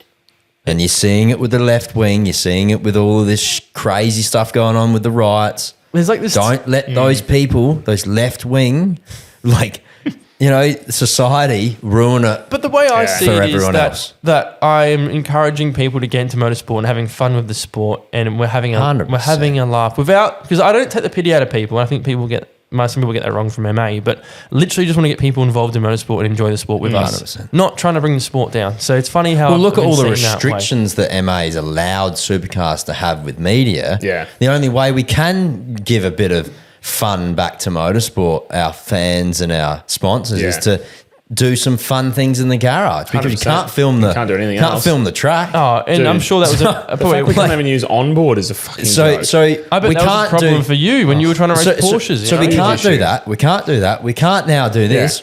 What can we do to bring in money for people that haven't got squillions to go racing? I know you guys have touched on this on a previous pod, which is actually probably what got me listening to you guys. Like in like I would have Early supported stage, you in general, 100%. but like one of the ones that I really watched and tapped into was you guys talking about this stuff. And like it's a passion point for me, because like every other extreme sport in the world is on here, on YouTube, on socials, whatever. It like the teams, the riders, whoever it is allowed to post that shit. It's our And it's our- the coolest thing that we do is driving a fucking cup car at 250 through Grand Prix, or Having a moment or a something, ute like- bashing into another ute, and then you guys having a brawl later on or whatever. And what, we're not allowed to film that and then give the context of the on-track shit and our view of it. Like, it's fucking ridiculous. And we're Stupid using as that to all. try and get money in, so we can go so we and can go and spend race, more which money. is how they make their money. It helps. Don't even get me started on it. No, I will, because it helps the drivers out, it helps the sponsors out, it helps the media people out, it helps everyone out get involved in the sport, the fans and the sponsors. and- It's and giving them more like. I'll say it now, because I've said that a lot of the media people I speak to, we have the same concept. The ones that really care about the sport, it's like, what the fuck are you guys actually Well, if it doing? doesn't You don't change, give a shit. if it doesn't change this next thing, this next agreement that they've just done, But it hasn't. But it hasn't. Well, but it's not. It's not going to has change it anything. changed From or what? not? They let the actual Minuscule. rules behind. Wait and see. Philippa's going to come on and she's going to talk a little bit about this at some Utes, stage. Philippa, Yeah, yeah. so I she's. almost know the answer. It's not going to change. If it's not, that's hold your head in shame, Supercars and Motorsport Australia and KO and whoever's done it, hold your head in shame. Yeah, it's a joke. Hold your head in the shame. TV deal, like You're screwing yourself over. Yeah, you're screwing yourself over. You're screwing the genuine race car drivers that have worked their ass off to get sponsors. You're screwing the sponsors over, and you're screwing the fans over. Yeah. Hold your head in shame. Yeah. as you should. Look at SRO. You The look at- weekend access. Like, I mean, you I can was. do anything. and yet, exactly. You can post onboards. You can post videos in the pit lane. You can post footage from the track. I can do full Like, YouTube features so of people's I weekends. can't even do you a know? vlog. Like, no. I do a vlog. I'm in the pits again. Hey guys, drive to the pits. So- It's shit. All year in that 2021 year of TCR, we had approval from Channel 7. One of my good mates, Matt Nebb from the Central Coast, filmed a documentary on each round. At the end of 21, we had that combined TCR Supercars event, the 7-dayer. That was the one event where we weren't allowed to film stuff. And then when I had that big tyre debacle at the end of the chase, I went to put that on my Instagram like I would have at every other round of TCR, and it flagged it immediately. Does it get banned straight away on Instagram? It just gets And taken YouTube. off. Like, I can't. That's why I've got it up on Vimeo on a private link. Yeah, because it's different. Yeah, at least you can send it around and stuff like that. But it's not good. What are they scared of? Well, like I get supercars need to protect their image. Yeah, I right, get so, it. Yeah. But what, like, if I put something hateful or hurtful on my onboard and I'm mixing it into some sort of racist comment, okay, do me for that. But that's you, not Correct. them. Yeah, correct. Do me for that. If I'm putting something that's not seen to be right, then do me. But don't not let me post my own You content. can have It's regulations for frustrating. that. Every other sport but would have. It's going to get more technical to this. AI is going to come in and it's going to fix all this. Nah, because you can just give them footage and go, please replicate this in a different slightly tweaked way. Yeah. And then No. it's AI footage. Make it a AI. cartoon. Make it a Cars Yeah. cartoon. Exactly. Animation. So don't play these games. They're going to find themselves in a real rabbit hole. yeah. So we'll see what Philippa says when That's she super comes on. interesting, man. I've never thought of that view before, but you're right. Well, Oh, shit, I've said it on the podcast. Yeah, I know. You just what's- give everyone your idea. Yeah. So you we'll think be the doing other- that soon. A lot of Yeah. people are doing. You could actually do this. Is like these new Sony cameras. They can do like 100 frames a second. Ridiculous. You could if Photos. you really you could We did it actually- early last year. We were doing photo. If you really Yeah. wanted Yeah. to, you could just smash out photos and then. But Make what's it a into video? If you But really, what's a video? Yeah. What's a video? Just That's a whole photos. It's heap a of slideshow. photos. Yeah. They're playing a legal game here, Yeah. and it's going to get twisty when. I think because I want to put all the footage that I've got and Mate, all look at the hours of Yeah, I good know. shit. Like, yeah, we all do. It's sad More because people need to fight the cause because it's a serious problem. And Yeah. So that's a negative. What about a positive? Supercar's done well there, I reckon. The Supra They've does done look great. good. Do you like it? It looks cool. Yeah. Yeah, it does look It was Neil different. Crompton that drove it for the first. He did a little time. media thing. Yeah, overseas. airtime and Toyota and all that. All So connected. we'll see what they do with the parity with that, because that's going to be. Yeah. I know it's throwing it to a negative, but they got to get that right But first. it's because using a V8 engine from a. Toyota. LC it's a 500. Toyota base. It's a Toyota. It's a Toyota engine. I didn't even know that. has to Yeah, be. yeah. Has to be, yeah. Yeah, that's part of supercar philosophy. It'll basically be the motor that's in the IS, the Lexus GT3 car. That's sick. But Similar, you know what's from crazy? what I understand. When Supra comes into racing next year, they won't be able to buy that car. Yeah, I know. Yeah, what's going on with that? Or the Camaro. So the Supra's going to be off. What are we doing? I don't know what we're doing. That Is It's embarrassing. just sports sedans. It gets to the point where I don't know why we care about having that body shape. Just have a fiberglass like NASCAR, I think put a sticker on it, away you go. Yeah. See, oh my God. Like, You're you gonna know? like, why did we not just go to NASCAR spec and then have a Pan Pacific? Exactly. Like, we could have like a grand final in Save so Hawaii or much money, something. man, and then it would be more accessible for Yeah. junior drivers, and 100%. we've overspent on this Yeah. Gen 3. Well, it wasn't meant to be like this. Yeah, I won't say the team owner's name, and it's not like it's not public knowledge, but like I spoke to a few people when all this was happening, and originally the car was a 300k build, then it turned into a 600, Yeah, and then about to $1 million. A couple of the team owners that I spoke to, 1.2 for a Gen 3 car. Tell me how the fuck we got there, and where is the accountability for it? And the problem is with it, the drivers and team owners are scared for banging doors and wrecking cars, which produces sometimes good racing, Yeah, because it's too expensive. yeah, exactly. Yeah, So yeah. you've shot yourself in the own foot Yeah. by not letting them be cheaper. And then you're still financially dependent as well, so that means you're still taking pay drivers. And that's the problem. Are we not meant to have the best drivers at the top level? of our It's not. sport? It's not a professional Yuck. sport until No. everyone in supercar land are fully paid. I use this all the time, right? Imagine, like, I'm a big rugby league fan. Imagine if I rocked up and I had like $5 million and I was like, fuck, I'd love to be like a hooker in State of Origin. Imagine me just rocking up and paying $5 million. Yeah, you just get And your I just mum's get a Guernsey, well, you sponsor the team. sponsor the sleeve. You get to go on the and then I get backfield. to be the captain That's of crap. fucking... It's not a professional sport. But that's what a lot of people don't realise happens in this sport. Like, yeah, it's a bit wild. I don't know how you fix it. I know how we fix it, but this is ours. We'll talk another time. If you come back on Yeah. later Yeah. next year, I've got some systems where And we'll do it. All Pretty right. sad, isn't because it? We'll fix the I'm world. emotional to it. 'Cause I've spent all my Same. life trying to make and then you get to that stage where it's like, hang on, it's rigged. Yeah. it's not right. So Mate, we'll look at and- that. We'll look at that. Yeah, you look at, like, I've spoken to Paul Morris about this heaps of times because he helps a lot of drivers and he's actually been pretty kind to me over the years with some of the things that he's helped me with.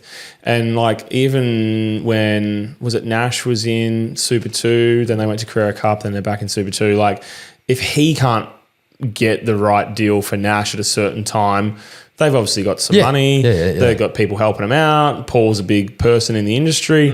Like, if they can't fucking do it and get the right deal in line, then like, what hope have we got? And that's where I got fucked because I had one shot. I'd built a sponsor up like I'd been taught by Larko and Bridie and all those people. That Carrera Cup year was my year. I had my $500,000. If it had gone well, I'd probably still be 100%, there. yeah. Didn't go that great. Was underfunded. Struggled to kind of get the result. Couldn't do enough promotion. Blah blah blah. And you're out. You're done. So unless you've got family money pushing constantly, you're pretty much like it's going to be a struggle. And Mental stress off your shoulder as well, and just yeah. I talk to Ashton about this all the time. He's young guys, cheaper cars, and more cars. Yeah, full stop. Yep, 100%. Because they cry, oh, it's too expensive. Yeah. To have like in the main game, who's going to fund that? You know, more cars. Yeah. But they're too dear to begin with. And they make don't it need to be. cheaper Yeah. and then have more cars. You could have them 5 seconds a lap slower. No one would Who give a cares, shit. No one would man? care. Flames coming 30 out, of the best guys. sideways. Yeah. Like, better racing, more cars. Have 50 on. Oh, we don't have the pit lane. Yeah. Make it happen. Yeah, I know. Don't make excuses. Yeah, Make it it used happen. to work. It Make it happen. used to be 50 cars at Stop Bathurst. being protected. Oh, but it's not going to be optimized. Doesn't matter. No one cares. Just figure it out. Because there's a lot of drivers in Super 2 that could race in the main game. easy. Guys in Porsches that could But have them there's- all out there. There's More guys interest. that are not even like in the realm of it that could do it. Your Yildens or Yeah. your people that are just out, your They've been- Cantos and Yeah. stuff that they could race. They could They're race professional still. drivers, but there's no Yeah. So they got to figure that out. I've got a whole thing on that which I'll bring up on the ladder system and how the main game sponsors, the category sponsors need to come into actually supporting teams, not just padding people's pocket. Yeah. There's a whole thing which Yeah. I'd love to go into. 100%. Over time in supercars, what's do you think it's a good idea like NASCAR? Like if they're running out of Whoa. time, How does that work? I don't even know how that's How going the to hell work. do you do that with fuel numbers and Yeah. Like in terms of they'd have to work that out. The team in terms of is do this another for pit the, stop. are you talking final round or are you just talking In general, it's not good finishing on the safety car Yeah. for the fans. I get that. Yeah. It would be, It's not a good look when the race finishes. On how the many times safety has it car. happened this year? It's happened Yeah, in Albert that's Park true. because of the rain. It hasn't been happening QR. enough. QR, it Yep. did happen as well. You know what would be better if those cars could get at the gravel traps faster instead of being stuck there. Like, I mean, look, think of that super. How does that work? No. I'm just thinking about the overtime get 'em factor. out. A lot of the factors with safety cars happening is because cars are being crashed and stuck in a spot that they can't get out, and then double wave yellows and leave them in there for Yeah. 5 laps. I feel like What happened to that? Yeah. We've gone soft. we have Yeah. gone soft. Just double yellows. Yeah. And if you aren't slowing down under a double wave yellow, you lose your license like Matt has. Yeah. You know what I mean? Like, Yeah, exactly. It's Yeah. real. That's a real offence. That could be Not a- posting the video Yeah. with fire extinguisher. about Like, it. you know, Right. like Yeah. double wave yellows. If you're not slowing down, Yeah. that's where you lose your license. Yeah. Bring some onus back on the Yeah. driver to fucking slow down. As Luke said Yeah. with fuel numbers and whatnot, it'd be very difficult to play that in with overtime if you Would NASCAR do it? and it works. It Yeah, actually but make it more- they box at the end that just before Yeah. or Nah, because like there do you would be watch people that Max get caught NASCAR? out. Yeah, I'm yeah, a huge love it. Yeah, fan. NASCAR's Yeah. my favourite Yeah. sport. Yeah. To be honest, but they get it wrong. They'll run out of fuel. Yeah. But The we're thing- scared to potentially run out of fuel. That's part of the game. Yeah. I think the difference with NASCAR is you've got 35 races a year, whatever it is. We've got 12. Yeah. So the championship's a lot more Oh, condensed 20. and critical. Well, in terms of races, or Yeah. how many Yeah, races? So you can afford to drop a race. I don't know how many NASCAR. They're on every other week. yeah, Yeah. but we've got how many races? 3 or 2 a weekend, I suppose. 12. Depend. Yeah, but the enduros you're only one. Yeah, maybe Yeah. 28, 20. Yeah, I suppose so. Yeah. yeah, smaller. not much. Yeah. Still way I smaller. reckon it could be doable if it was like, all right, we're in OT, everyone pits for 5 litres of fuel and then you roll out in the in where what your order was. They also throw a yellow for a nothing burger. Yeah. Whereas we let it play Yeah. for a little bit until Yeah. there's a safety car. Yeah. I don't know. Yeah. Could you have like a 2.5 litre bladder in the car that they get to switch on if over time And does they'll be kick switching in? it on the last It's going to lap cost every too much fucking- money to put it in. No, they'll use it as Yeah. a gain Yeah. for, Potentially. you know, Yeah. like Hard. All right. Difficult. Yeah. it's good fun. Off turf clips of the week, I think it's time for. All right, you pull them up. Oh, no, I have to pull them up. This is This is Tianjin, Ching chong. about an hour south of Beijing. Half street circuit, half permanent circuit. wow. Fast, isn't it? Look, these things are quick. Yeah, it's pretty mad. This is flat through the left and just on the entry here over a little bridge. Oh, he's had a wiggle. Absolute rocket ship of a car. Sick, man. Bro, how's the aero? Is this where the fuel started to This was not. This was Ironman. Yeah, this was the fuel. This was quali though, so I was good by this point. The track started to break up here at the hairpin. Watch this. Oh, So that was getting What's worse with as the the bump? as Worse the- and yeah. worse. Yeah. what is with the bumps? It's Yeah. just they're breaking down. These cars are just ripping like- it to shreds, isn't it? You'll have a heart attack over this. The curbing was not concrete; it was cast iron bolted Hey. to the exits. Yeah, the sawtooth curbing was all. That is weird. Well, this is something that's your shirt. Is this A1? Well, or is no, this IndyCar? this is Champ Car. So Okay. this is the split you were talking about. This Right. is Will Power, and I thought I'd send this in because of Will's news about Penske and everything. Have you heard the new news? He's got a gig now. Where at? Andretti. Andretti. Oh no shit! Yeah. So he's Big just pickup.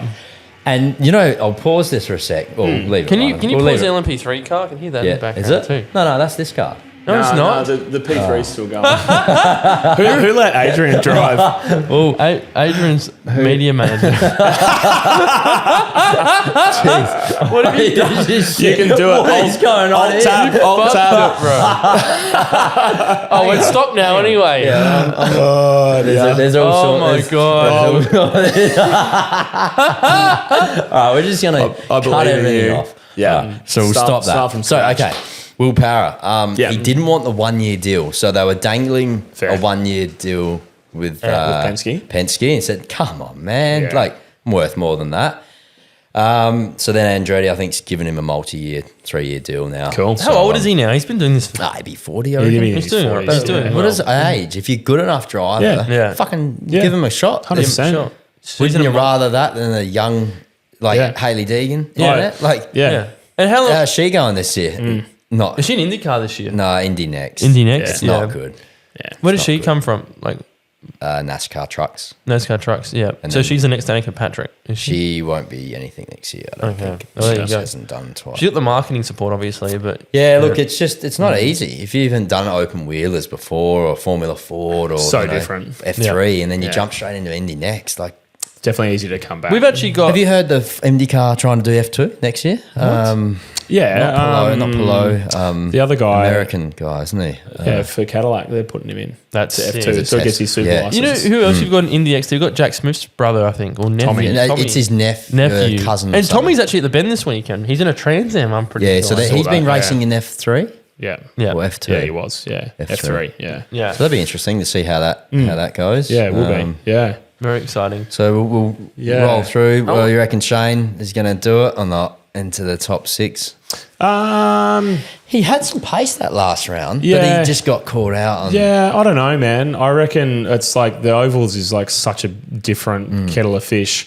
I hope he can do it. I reckon he'll eventually get there. Because if he does the next round, then there's a road course. Yeah, yeah. He might make the He might be able championship, to but I make it think it's the through. next round or two. If he doesn't do Yeah. Bristol well, He might have to haul the wall at Bristol. they banned that real quick, didn't they? You remember that I one? bought one of those Chastain? shirts. Chastain. Yeah. That was awesome. You see how he railed the wall? No. a couple of years ago. Oh, when he Chastain. the fast riding one, Yeah, like the yeah. video He games. plucked, Yeah, plucked yeah. another That was gear. sick. What a fucking That legend. was that was sick. good. And So- that's banned now as well. It's banned. That's right. That's Yeah. fucking sad. Yeah. Yeah. So supercars this weekend, enduro. So this is the first round of the next round. I'm confused on. This is Like- first enduro round. Yeah, but Yeah. like you're not in the championship if you're not in the top 16. Is that how I plan it? Do you know how it Dude, works? I actually don't know. Yeah, this is Hey, what we- I'm I don't know nowhere how on it it. works. I'm nowhere on that. See, I'll that's be the honest. problem. Like, you have a look at this slideshow here. Like, we're looking at Brock's in the lead, but does it reset? I don't actually know. I really don't know. Great question. They did a video at the start of the year about how it works, or the end of last year, and I totally just spaced out. They're going to bring something Matt out. Payne, dude. Look at that. He's up there. That's See, right. see, Payne's. Payne's been quick this But I year. reckon it resets. Or something resets now. And then it's only the top 8 that can go for the championship, and Top 8, is it? top 8 or 10. Because I know that so you got the two I thought it was enduros. the top 4. No, top 4 by the final round. Oh yeah, so like the system, it's like a triangle, like a pyramid scheme. It just closes in. Yeah. So I don't know. So obviously, when you have a quick look through here, who's your outliers? Like you said, Payne, that's bloody good work. You know, someone's going to say to us in the comments, "Oh my God, you guys are motorsport podcast don't even specialists and you know. don't even know how the system works." don't Yeah, I even don't. know I haven't how had my own time category to works. research Yeah. this stuff. Got a bunch of shit going on. Obviously, Cam's not too bad. Yeah. Chaz. Chazzy's done well to be in there.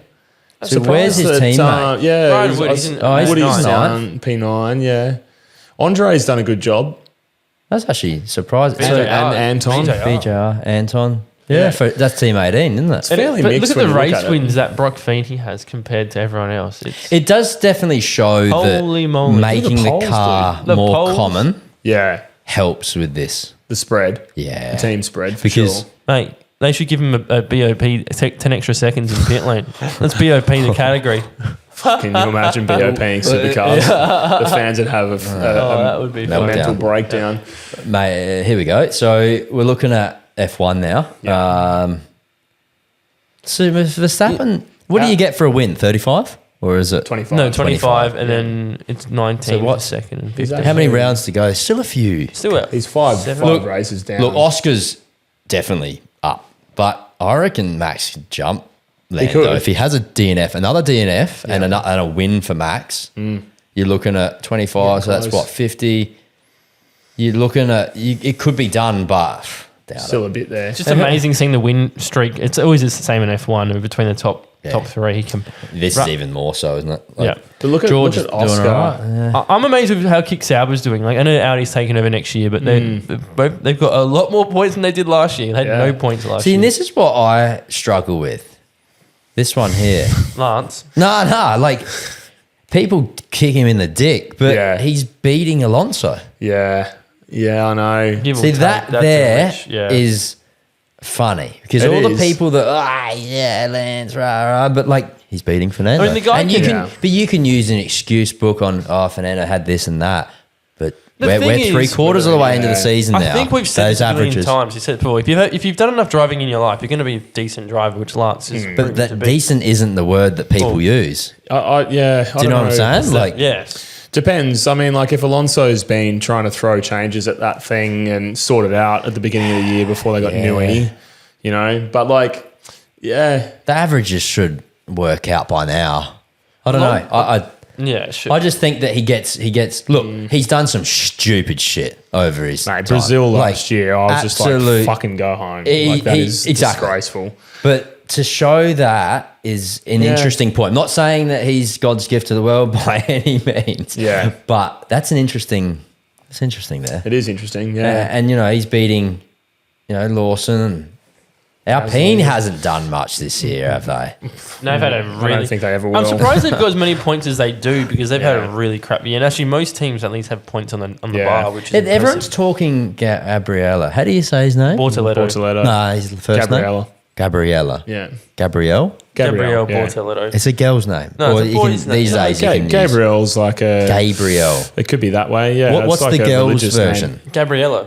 Gabriella. Yeah. Yeah. There's no real girls and boys these days. Look, anyway, He's good, he's man. So they're talking him up. So I he's- rate him. He's up Yeah. there? Yeah. Okay. So Hulkenberg's had his measure all year, He but gotta now play. he's starting to You got to beat look at quality, Hulkenberg. though. Yeah, okay. Like, that probably doesn't show enough stats for Bortoletto. I don't think the championship tells the story for Okay, Bortoletto. fair enough. Some of his quality performances over Hulkenberg have been like pretty amazing. That's good. Yeah. And Hulkenberg's been around for years. Oh, man, Antonelli. I don't Antonelli's know. getting. He, It's his first season. I like Kimi. That's that. Kimmy's Yeah. good, man. Young gun. Yeah. He just had a bad streak last Yeah. 5 races, I think. I think that's just rookie, like first year stuff. 'Cause he Albon's started pretty well, didn't he? impressive. Yeah, he did. Yeah, I thought he did. Yeah, he's like, for an 18-year-old or whatever, he's 17. Imagine being in a Formula Bro. 1 world. 18. Like the Formula 1 Yeah. at 18. Well, Feeney was like 18 when he went to Red Bull, to Triple Eight, right? Yeah, like that's that pretty was good. pretty early, but like we're This talking is another domestic. This is another This universe. it is. This Yeah, is it's a- wow. it's a whole other Supercars are galaxy. supercars. Yeah, it is. Yeah. This is He was still in school. that's crazy. Yeah. So That is anyway, insane. Yeah. let's just we'll Move on to the. And this was during Supercars weekend, wasn't it? Supercars weekend. I had brake problems at the previous round of Bathurst, which was the Easter one. Yeah. We had brake failures going on with our master cylinder. So I finally got some confidence in the car when we go to Bathurst the second time. haven't seen this. And I've got hot rears on. I've got green fronts, so I'm purples at the moment. halfway through Q2, we were on par to be up on Chaz's lap by like, he was quick in the previous Q1. We were, on how par to fast be you like, going? oh, we get up to like 260 in the TCR. And I break about 5 meters later, finally confident at the chase, and then it all turns to custard. I mean, like, this is a Vanilla great feeling. or chocolate? Oh, That's fucking what we need. Probably chocolate. isn't yeah, it? chocolate for sure. No, this is big. Handbrake at the apex. Oh, no brakes. Wow, that's big, man. You're lucky. You're very lucky. You are very lucky. Wait, not a lockup. It got called as a lockup. That's by no commentary. brakes, isn't it? Not no brakes. The engine stalled. I've got the onboard. The engine stalled. The whole car went quiet. Cabin filled with smoke. Watch the Michelin logo. What was that bump? Was that just the bump on the track? Watch the Michelin logo. Wheels not turning. Tyre is. Oh, you've the season engine. No. what on earth? I jumped on the brakes. Wheels locked up. Engine stalled. Tyre is spinning on the bead of the rim. So the Wow. tyres failed. I want to go back to that. That is weird. Yeah. Wally Story was engineering me this weekend. Hell of a Hang on. view. So I want to go back here. Yeah. The onboard is So scary. I'm trying to. That bounce is just the normal that's Bathurst just bounce. normal Yep. Bathurst chase. Yep. And then you've hit the brakes. Yep. And it's locked the engine. It's stalled the engine. It has, because there's no friction between the bead of the tyre and the rim. So you just imagine you stop your wheel from turning. Yeah, no bead lockers or like that. Yeah, right. Yeah. So and that's why it interesting. smoked so hard, because it's smoking out of the side of Yeah, the I hear bead. you. Yep. Right. And like all of my boys had black hands that afternoon because there was just melted rubber all down the side of the car. Oh, yeah. So has anyone ever had that in TCR before? In Europe, they had around at Hungary, where the Cupras were doing that into turn one at Is Hungary. it an uphill hard braking that caused that? Yeah. And what measures are they put in place to mitigate that? Well, we took our whole bank of tyres back to Michelin and got them to take off all the goo. Slipped. Yeah, it just slipped. It And could what- have been a bit of rim size. It could have been that was a cup car front tyre all round that we used, a Michelin tyre, Right. and very delicate in the sidewall. So you got to be real careful how you put them on. So you usually put a lot of. I've never goo seen that on. happen before. No, it's pretty rare. Never seen that happen. It happened to Zach Suter in practice. And when he saw this replay, he came up to me and he said, "I'm so happy it happened to you." He said, "Like I'm not happy, but like Yeah. people were calling me crazy because my engine stalled as well and it was just spinning on the tire." That would have been the weirdest feeling as a driver. Like it's when you lock up a wheel or you outbrake yourself Yeah. or you miss a gear in the braking zone or I don't know, wet weather on brakes and stuff. This is a weird Yeah. feeling that we're not accustomed to. Yeah.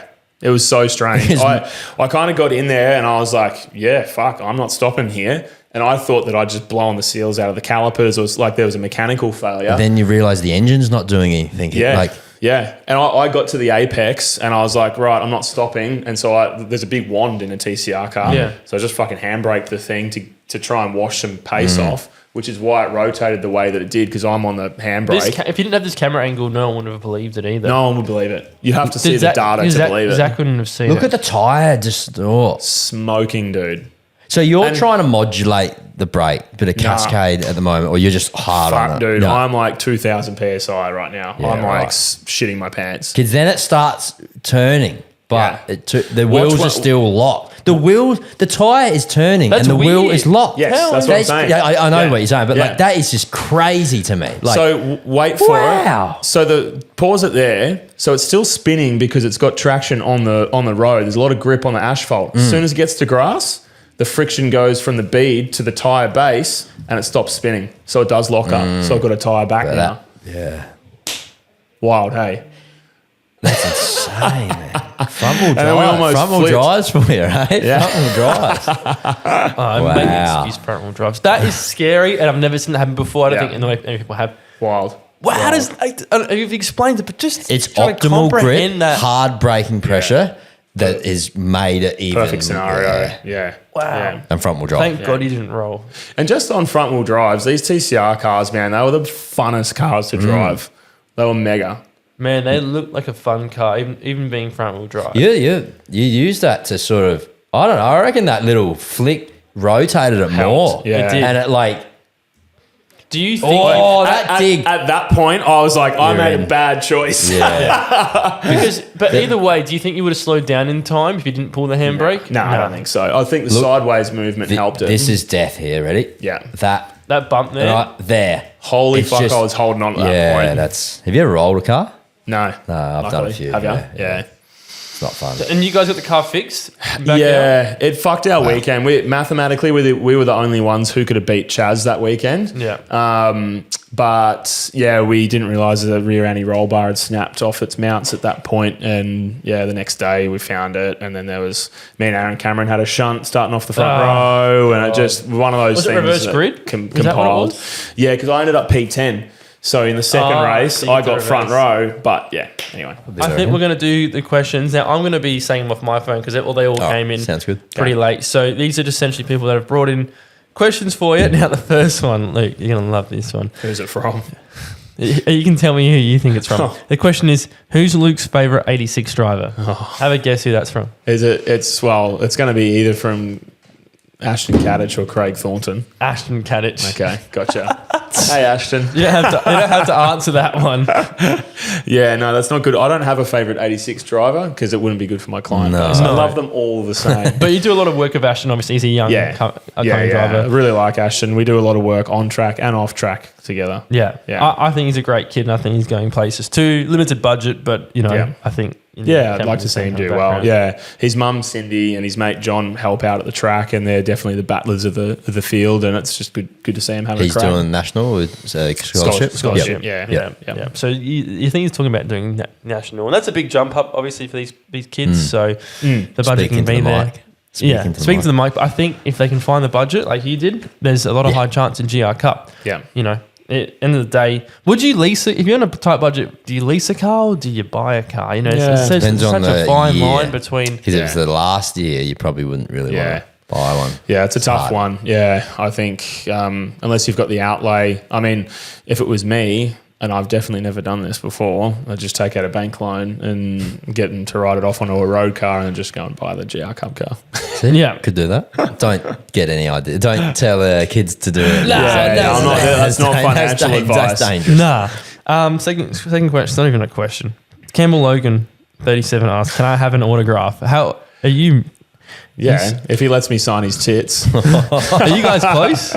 Yeah. Campbell bought my 86.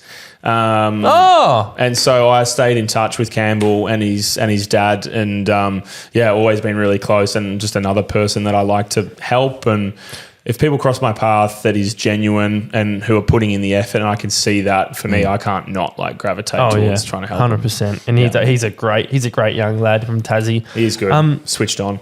I like knowing who owns what cars now, because now that car's probably been passed on. Who owns your car now from 86s? Now that's Will Longmore. Yeah, it's funny. They just keep passed around to all these next generation I reckon drivers. I could do like a V8 Sleuth book of 86s. Yeah. That'd be good. I would love to see it. Probably go all right, eh? I would read that. Of 86. Yeah. Like I know, Will Brown's car, on the pace owns it now and whatnot. Like it's Some of them And have that had was some the hits. Feeney car as the well. Feeney car. Some of them would have had some hits. Yeah. Oh, bro, there's some bad cars Yeah. that are still racing. Yeah. Ashton's car is Dylan Golson's car. Do you remember Golson? No. Shout out Dylan. Hey, mate.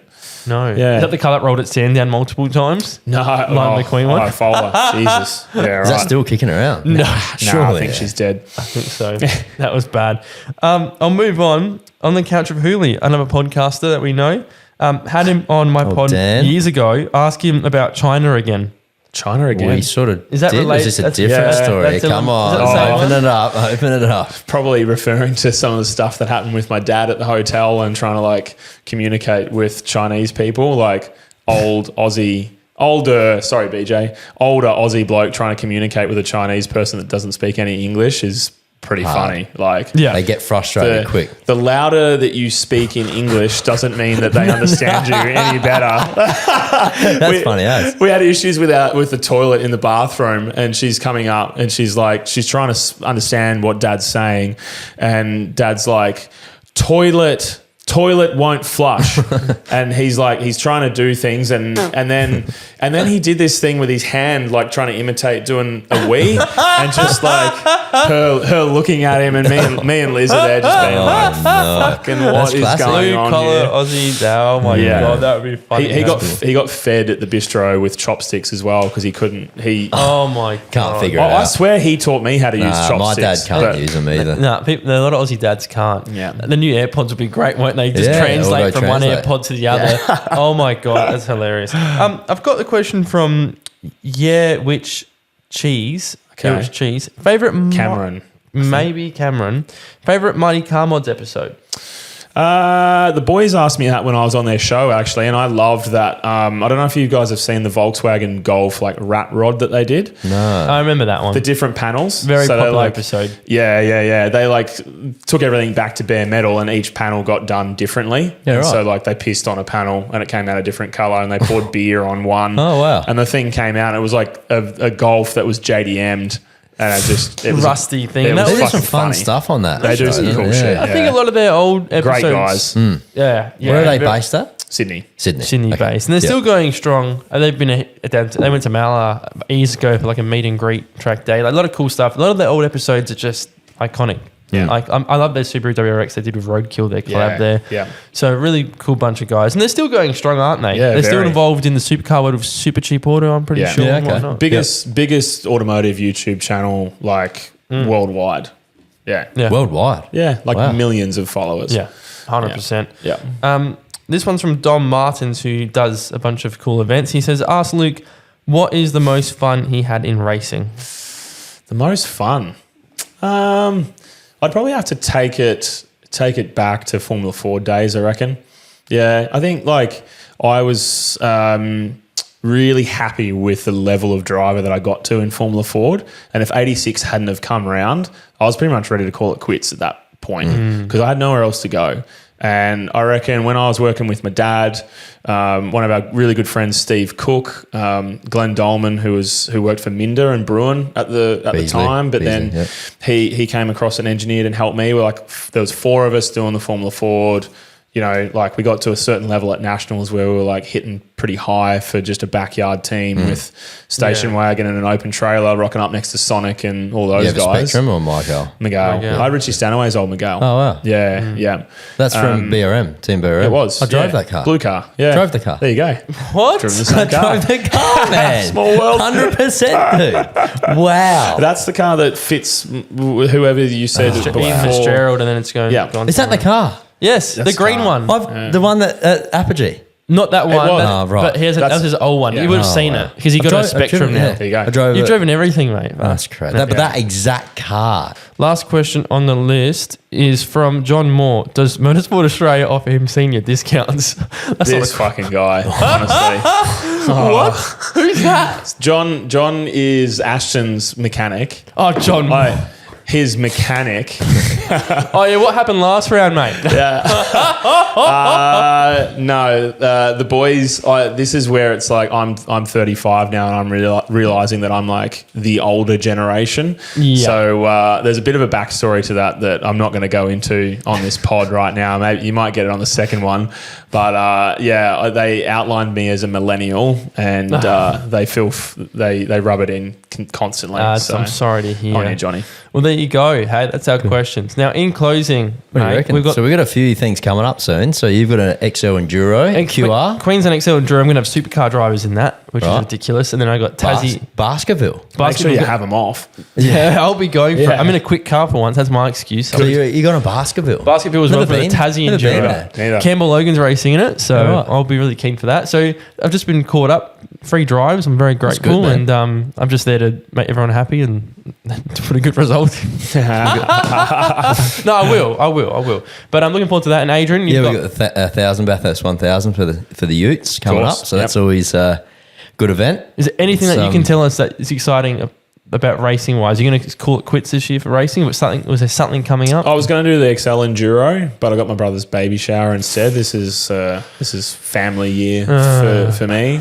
Yeah. Oh, So a bit of testing and things like that, Yep. and I'll be putting some deals together towards the back end of the year, but mainly just coaching at the moment. Good. Yeah, I've got a bit of a dealer launch going up at the Bend. So Nice. we did a bit of work on, I think, the Zika, I think it's called, the Zika. EV, or something like that. New brand in Australia. Oh, the Coming up. Chinese thing. Yeah, I've so seen we'll that. see what that's all about. Interesting. Get in some of those cars. And Cool. Yeah. But, Erebus documentary's coming out this weekend. Is it?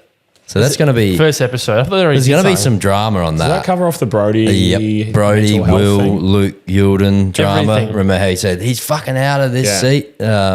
Yeah. The boost deal. Yeah. I can't wait. I want to see that because, like, Engineer fight. Remember that last year? I do remember The that. whole- Yeah. Will Davison. Yeah. Reynolds, a 10-year deal. There's It a went lot going 1 or on. 2 There's years. heaps going on. Yeah. So Yeah.